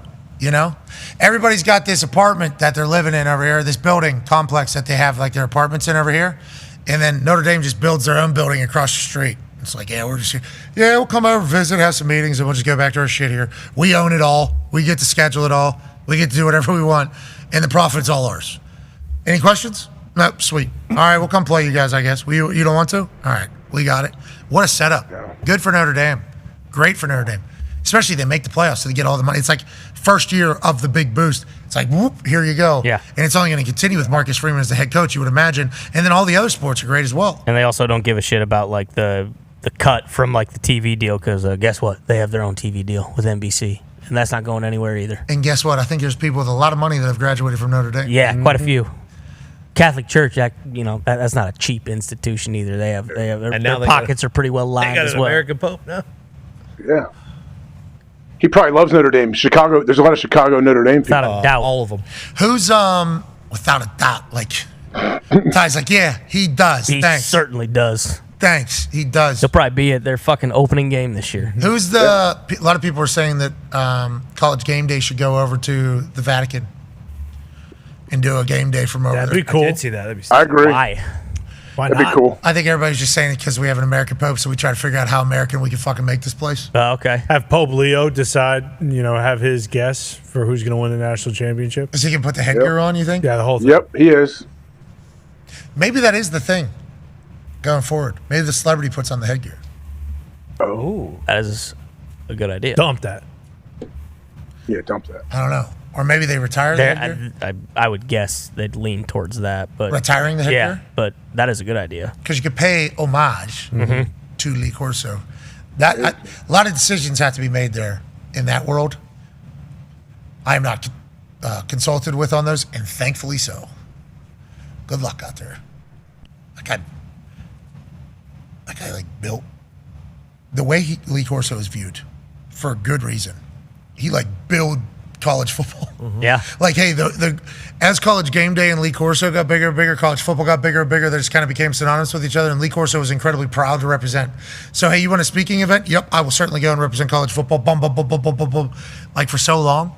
That's a crazy thing that has happened. I think, obviously, decisions had to be made, and I assume Coach was on board, but it's like, now, after, what do you? Because he's such a huge, that's a huge aura in the space of college football. That's a big decision. I'm happy. Think about the people that had to be a part of that. Ugh. You done good, Coach. You done good. He's making his last pick, right? You know what they said? Yeah. Mm-hmm. That's gonna be at week 1 or whatever. Wherever the hell that is. The guesses are either Ohio State, Texas, or Florida State, where obviously he has ties. I believe they play Bama. Someone. Oh, interesting. They go Florida State, or do they go with Ohio State and Bevo? Because aren't those two? And his number one, his most headgear is Ohio State. Ohio State. That's interesting. A whole nother decision. Yeah. Hey, that's more shit that happy we don't have to be a part of. All right, let's move along to the great weekend, and not just a weekend that we'll remember forever, but a weekend that we'll talk about forever. Mm-hmm. That's right. Because you know what's happening tomorrow here in Indianapolis, Indiana, AJ? I think there's a big basketball game. I wonder if the Coug is going to be there. I think the Coug will be there. I assume Coug will be there. Coug's at every event in Indianapolis. Is he? Every one of them. Toothpick. He looks super cool. Chilling in his chair. Super. Does he live out by Smoke? I do think he's actually down near where Smoke's. Is he? I bet we're Cabela's store is. I thought Smoke was trying to sell that property. I think he was just basically saying, hey, somebody wants to give me fucking $50 million. Yeah, I think you might be right. I assume it's hard to, it's going to be hard to move out of that place with how big it is. Certainly. But if somebody wants to pay for it, I'll certainly move out of this place. He's got a fishing pond and a creek in his house. Yeah, basically in the living room. I remember seeing the pictures when that thing went up for sale. Like, there's so many properties on that place. Like, so many buildings, and it looks awesome. Do you follow Zillow Gone Wild? I do not. I will, though. I follow Zillow Gone Wild on Instagram. Good account. There's some good shit that pops. I'm a big Zillower personally myself. Mm-hmm. I like this place. If I wanted to live here, how much does the nicest house in the area cost? And then you just zoom out, you circle, and you put the filter on the most expensive, and then you see these houses around town. It's like, damn. And then Smoke's house goes up for sale, and you see it, and it's like, oh, I don't know if any other state's got one of these. Yeah. Smoke's There's no comps. There's no comps in the area for Smoke's house. He's got a Cabela's store as a house. I think he actually sleeps under the waterfall. Yeah. Really? It's cool. Like a grotto? That's cool. Well, a grotto is the pool behind the hall. Would you pee your pants? Would you pee the bed then if you're sleeping under a waterfall? If that water gushing over top of you? No. I think that's an old wives' tale. Yeah. I don't know about that. I do think that. I don't know. The pee testers used to turn the sink on if they thought guys when they would get in their little catcher's umpire stance to watch you take a leak when they're drug testing you. They'd always turn the little sink on. I remember when they would do that for me. I didn't need it, but maybe if you put your hand in it, it would help. Yeah. If you're in a dream and you're about to go pee, that's when always you're peeing. You gotta wake. That's a real pee. Hey, that might be a dream, but that's a real pee coming. That's right. Gotta remember that. Always. Whoa, shit. Let me get out of here. Startling. Can't be an adult that pisses the bed. No. Well, I was trying to pee in a dream, of course, but that's. Of course. Your bladder doesn't know that. Your bladder's working hand in hand with your dream at that moment, letting you react, letting you do your thing. All right, let's get the hell out of here. What's on tonight? Baseball. Yep. Baseball. Friday Night SmackDown. Yep. Tomorrow, Pacers. Yep. Yeah. Golf all weekend. Correct. Sunday, any races? Detroit, I think, Indy car. Yes. I'd assume there's a NASCAR race. Yeah. There's an F1. Dale Earnhardt Jr. responded to one of our tweets where Darius Butler said that F1 was the most boring sporting event he's ever watched. Dale Earnhardt Jr. said, we had a good time in North Carolina Saturday night. Like, hell yeah. There's a new Dale Senior doc on Amazon Prime right now as well. Very good. I haven't watched it yet, but Bone was just he's been texting me while he's been watching it, saying it's unbelievable. Hey, Bone, any new music out today that we need to check out? Bone? You saw Jelly Roll and Posty? Maybe one of the top 5 takes of all time from Bone. Why did he just turn back around? Which one? He just walked away. Bone! He knows. Yeah, Culpepper Jones just came out with some new heat, actually. Can you get him the handheld mic? I think he's behind you. Talk about Joe Diffie all morning. Fit on this guy. Shout out to North Central Football National Champions. Your mic's off. Hold on. We'll turn it on. Okay. Yeah, no, that's yeah. You're good. I know. I fucking Speak turned it into on. Dickhead. There you go. Yes. There we go. D-Bone, any new music we need to check out this weekend from any of your favorite artists? Nope. I haven't seen anything. I'm still grinding the Morgan Wallen album, so. He did see Lilo and Stitch last weekend. Said it was life changing. It was awesome. Lilo and Stitch after Mission Impossible? He still hasn't made it out. He still hasn't seen Mission, so yeah. What's your goal for the weekend, D-Bone? Listen to some more music, eat some burgers with no cheese, and have a great weekend? We're pacing. Oh, you're going to get more? Yeah. Did you hear Shrek said he wants to invade the city? I heard that. Are you going to represent out there or no? Yeah. Did you last time you went to a Pacers game? You represented for the Pacers? Oh, yeah. No, you didn't. Yes, I did. You were wearing a LeBron jersey. No, I was in the suite for game 3. That doesn't count. You were wearing a LeBron jersey the last time you were on TV. Space Jam jersey. Pacers game? But that was right after LeBron was on the show. It was. Friend That of was the program. post-LeBron versation, so. Yeah, I seen you had a full circle moment with the watch there. That was a sentimental sick. moment this week. Yep. Good for you. Good graphic, too, you made for them. Thank you. Always have had the talent. Trying to figure out the words and where they go is something that we're trying to evolve into, right? Yes, sir. Favorite song from the Morgan Wallen album? Yeah. Shit. Any upbeat ones, like fast ones? LA Night. Yeah, LA Night's good. Miami. Miami's good. Okay. You don't want to mine's already broke. Leaving's the least I could do, I think, is my favorite. Oh, that he's talking about. It's the least you could do. Hey, this relationship is unsalvageable. Oh my God! Come on. Jeez, I invited him over here. I forgot. I invited him over here. That's a good song. What Very about good. TN? You like TN? DN's good. Skull, Chevy, and Browning. I know you love that one. That's a good one. You are like Skull in a pinch. Yep. Yep. Be like Skull in a pinch. The Morgan Wallen album is unbelievable. Unbelievable. Would you have known all the songs that Posty was singing last night that I heard? Definitely. Like on the country side of it? He did country and he did some of his. Yeah, he only did one of the country while we were there. Did he have some but help? we missed, we had to leave with like an hour left, so I'm sure he did more. But he did all 3. He did his Stoney album, he did his morning album, and he did his country album. He's a real rock star. I would recommend watching Post Malone do anything after watching him last night. Male Country Artist of the Year. Posty? Lil Man Jay. Now, have you heard anything about Lil Man Jay? I have. You've done your research on Lil Man Jay? I respect Little Man Jay. Really? The comparison some of you guys have to him. You I don't guys? What does that mean? Everybody in the office. Not me. Not me. Lil Man Jay, I've watched this kid become a man. He's good. On the internet. I watched him go from making beats and rap songs to now becoming this country sensation. Yeah. He's taken everything he's learned and then we've watched him learn and taken it and applied it to country music. And I think Lil Man Jay has found his home. And you need to welcome him into the community. I respect him. I do.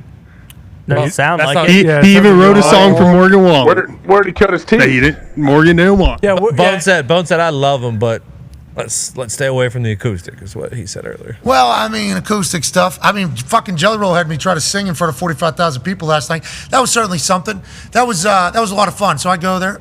I go, Jelly, what am I doing? What do you want me to do? You know? He goes, we got 3 options for you. First of all, I love that.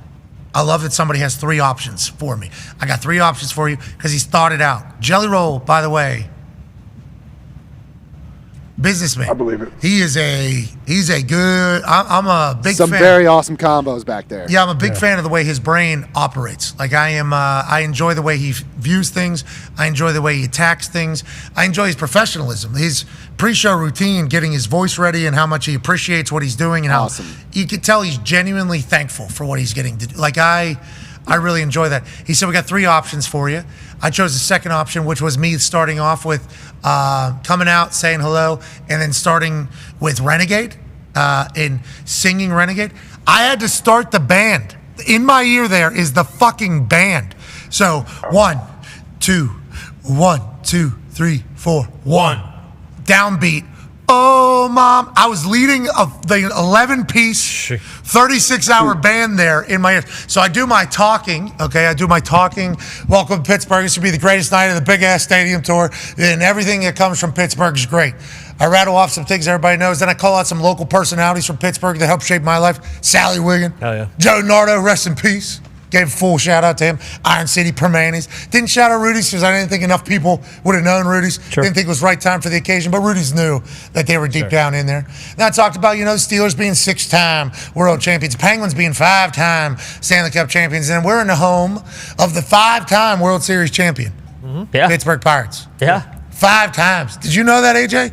I asked Grock. I did not. That son of a bitch, that 2-timing bully tag team son of a bitch, Grock. I asked Grock, told me that the Pirates won 5 World Series. I thought that was pretty sweet. So I mentioned that booze rained down, but it was the most beautiful park. And then I mentioned how Jelly Roll asked me to come out here and start a Pittsburgh concert the only way that a Pittsburgh concert is supposed to start. And me and the band coordinator, I think his name was Chill. Oh, forget his name. I'm so sorry. Very cool guy. Very nice. He goes, hey, when do you want me to start because I had the thing in my ear, thing in my ear to start the entire fucking band. And we were talking about it. I was like, I'm going to ask them if they'll help me. And then I guess a good indicator would be like, I'm just going to do Stone Cold Steve Austin. I'm going to say, will you help me? Give me a hell yeah. Hell yeah. And I was like, so once I do that, we're good.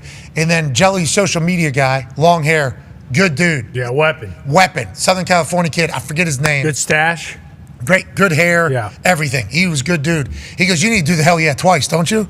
And I'm like, what do you mean? He goes, you're going to do it once and then you're going to need to do it again, right? And I'm like, good call. So I go right back to the band guy. I go, hey, second hell yeah. So literally as I'm like, you guys are going to help me, right? Give me a hell yeah. First time. They go, yeah. I go, I am a shit singer. I'm going to need you to help me. You're going to help me, right? Give me a hell yeah. And then as I hear it, it goes, 1, 2, as they're screaming hell yeah, and I'm like, holy fuck right now. And I turn around and the entire band is sitting there with their shit, and it's like, oh no, here we go. And then they do the 1, 2, 1, 2, 3, 4, 1, downbeat, oh mama. And then you hear them in the back come with me, and I'm like, holy shit, that's pretty cool. Then I'm in the middle of singing, and I'm like, I'm pretty exposed out here, okay? This voice is not meant to be doing this. And I didn't remember what me and Jelly agreed to when he was going to come out and save the fucking day. You know, because I did say a couple times, like, I don't know if my voice is meant to be out there all by itself. 40,000 people, 11-piece band behind me. Oh, I'm not trying to sing this entire thing. So they got to a point, I think in the second one, Lord man is putting into my... And there's a part there where you got to like actually sing. You see me turn around and be like, where the fuck? And you see Jelly Roll walking out like, thank you, Bubba. Thank you, Bubba, for coming out here. It was a really cool moment. It was a very cool moment. But what Jelly in the 36-hour band did after that was just heat. Just fucking. Oh, yeah. That hour slot, I would assume, if you're Jelly Roll, with the amount of songs that he has, like an hour of just like boom, boom, boom, has to feel so good for everybody. Because the entire place is singing for an hour straight with you. That is, yeah, it had to be. I was lucky to be a part of it. Very lucky to be a part of it. Pork Chop, the drummer, did a Stone Cold, blew a kiss to the camera on the way out. Yeah, Cody's a dog. They call him Pork Chop. Legend. Joe Hadley, who was with us, Haddlebags, he'll clean your windows if you call him. His number's on the internet. JoeHadley.com. Joe Hadley, not happy you did that. His hair looked phenomenal. So good. He came Proud and met us. You know, he loves music. He's very into music, loves Jelly Roll, obviously, loves Post. So asked me if he wanted to come. He comes, and as we're watching Jelly Roll, he points at the drummer. He goes, Pork Chop's so fucking good. Yeah. And I'm like, oh, because I know him because he's been incredibly cool to me, and I follow him on Instagram, and he gets a lot of love for a drummer. And he fucking murders it. And Hadley's like, Pork Chop's so good. And I'm like, okay, so he's like known amongst the drummers, right? Because I like follow along, and I say this guy's good. He goes, first of all, if you're on a tour like this, you're really fucking good. Yeah, you're really good. But Pork Chop, yeah, the guy is beloved by everybody seemingly. He does the fucking... Oh, yeah, he's twirling the whole thing. Chugging, doing the whole thing. Yeah, the whole band. Very cool looking. Yeah. A lot of tags. Great moxie. Joe's very good at the guitar. Backup singers, phenomenal. They got a good crew. It was very cool to hang out with them. Surprised Joe didn't play last night. Well, I was trying to get him. I was like, hey, he can like shred a guitar pretty good. And Joey's like, bring him down to Nashville when he come down. They all would like me to record an album. All the country people that I know would like me to record an album. Because, you know, the music issue with us is a problem. So they're all like, you need to record your own songs, brother. And then whenever you come to our shows, we could just do a couple songs. It's easy. It's an easy thing. I'm like, think about it, boys. Can't sing. Okay? That's a big part of the entire thing. Can't carry, I just say too much. You know, I've done a lot of damage here. Sure. Done a lot of damage here. And they're all like, nope, we got you. Jelly Roll's sending me a fucking 30-minute class for how to take care of my vocal cords and how to train my vocal cords. Ernest has just been sending me shit. Bud, you can do this for sure, can't you? Videos, blah, blah, blah, blah, blah. Everybody in Nashville is basically like, you need an album. It's like, I don't think so, brother. They're like, we got you. So I'm going to bring Hadley down there. I'm going to do it, I think, so Hadley can get down there. Yeah. Let him experience a little fucking. Yeah, that'd be awesome. Let him Shred. Hadley's always been incredible on the guitar. You just never really, He's in a band for a long time. Long time. Dad was in a band. He's got a show this weekend. Oh, he is playing? Yeah. Just, that'd be cool. A photo of him fucking sitting in Nashville with that hair. We need him to get one of those cool hats, too. He's got one. Yeah, we got to dress him up for this thing. He needs to have full costume in this thing. Oh, yeah, he's got. Yeah, last night he had a good costume. He had his hat attached to his fucking... Love that. Yeah, he had a good flannel on. He looked super cool. It was a good night last night in Pittsburgh. So many people from Plum were there. Got a lot of, holy shit, that's you? I look at my phone. We're here too. Photos everywhere. Saw some people from a couple Sweet Sound that I haven't seen in 20 years. I'm like, oh, I wonder if those people still hate me over there. Hey, good to see you. All right, it's good. Great news. It was great. Great night in Pittsburgh. Bad night for the Pacers in New York. Great night for Edmonton. Bad night for Dallas. And this weekend's about to be great for all parties, except for Knicks fans. Yeah! Be a friend, tell a friend something nice might change your life. We're in this thing together. Have a great weekend. In the back, great work, boys. Graphic design, boys. Really good work out of you. Work, boys. Really dominated that microphone today, too. Thank you. Didn't he? Yeah, he did. You always do, bro. Yeah. Mitt, good work, buddy. Mitt let two high school seniors into the property this morning and said it was his food, and close to my food. Fuck. They were doing graduation pictures in front of our building. I've never seen an outfit like that. As we're going, what was the hat he was wearing, man?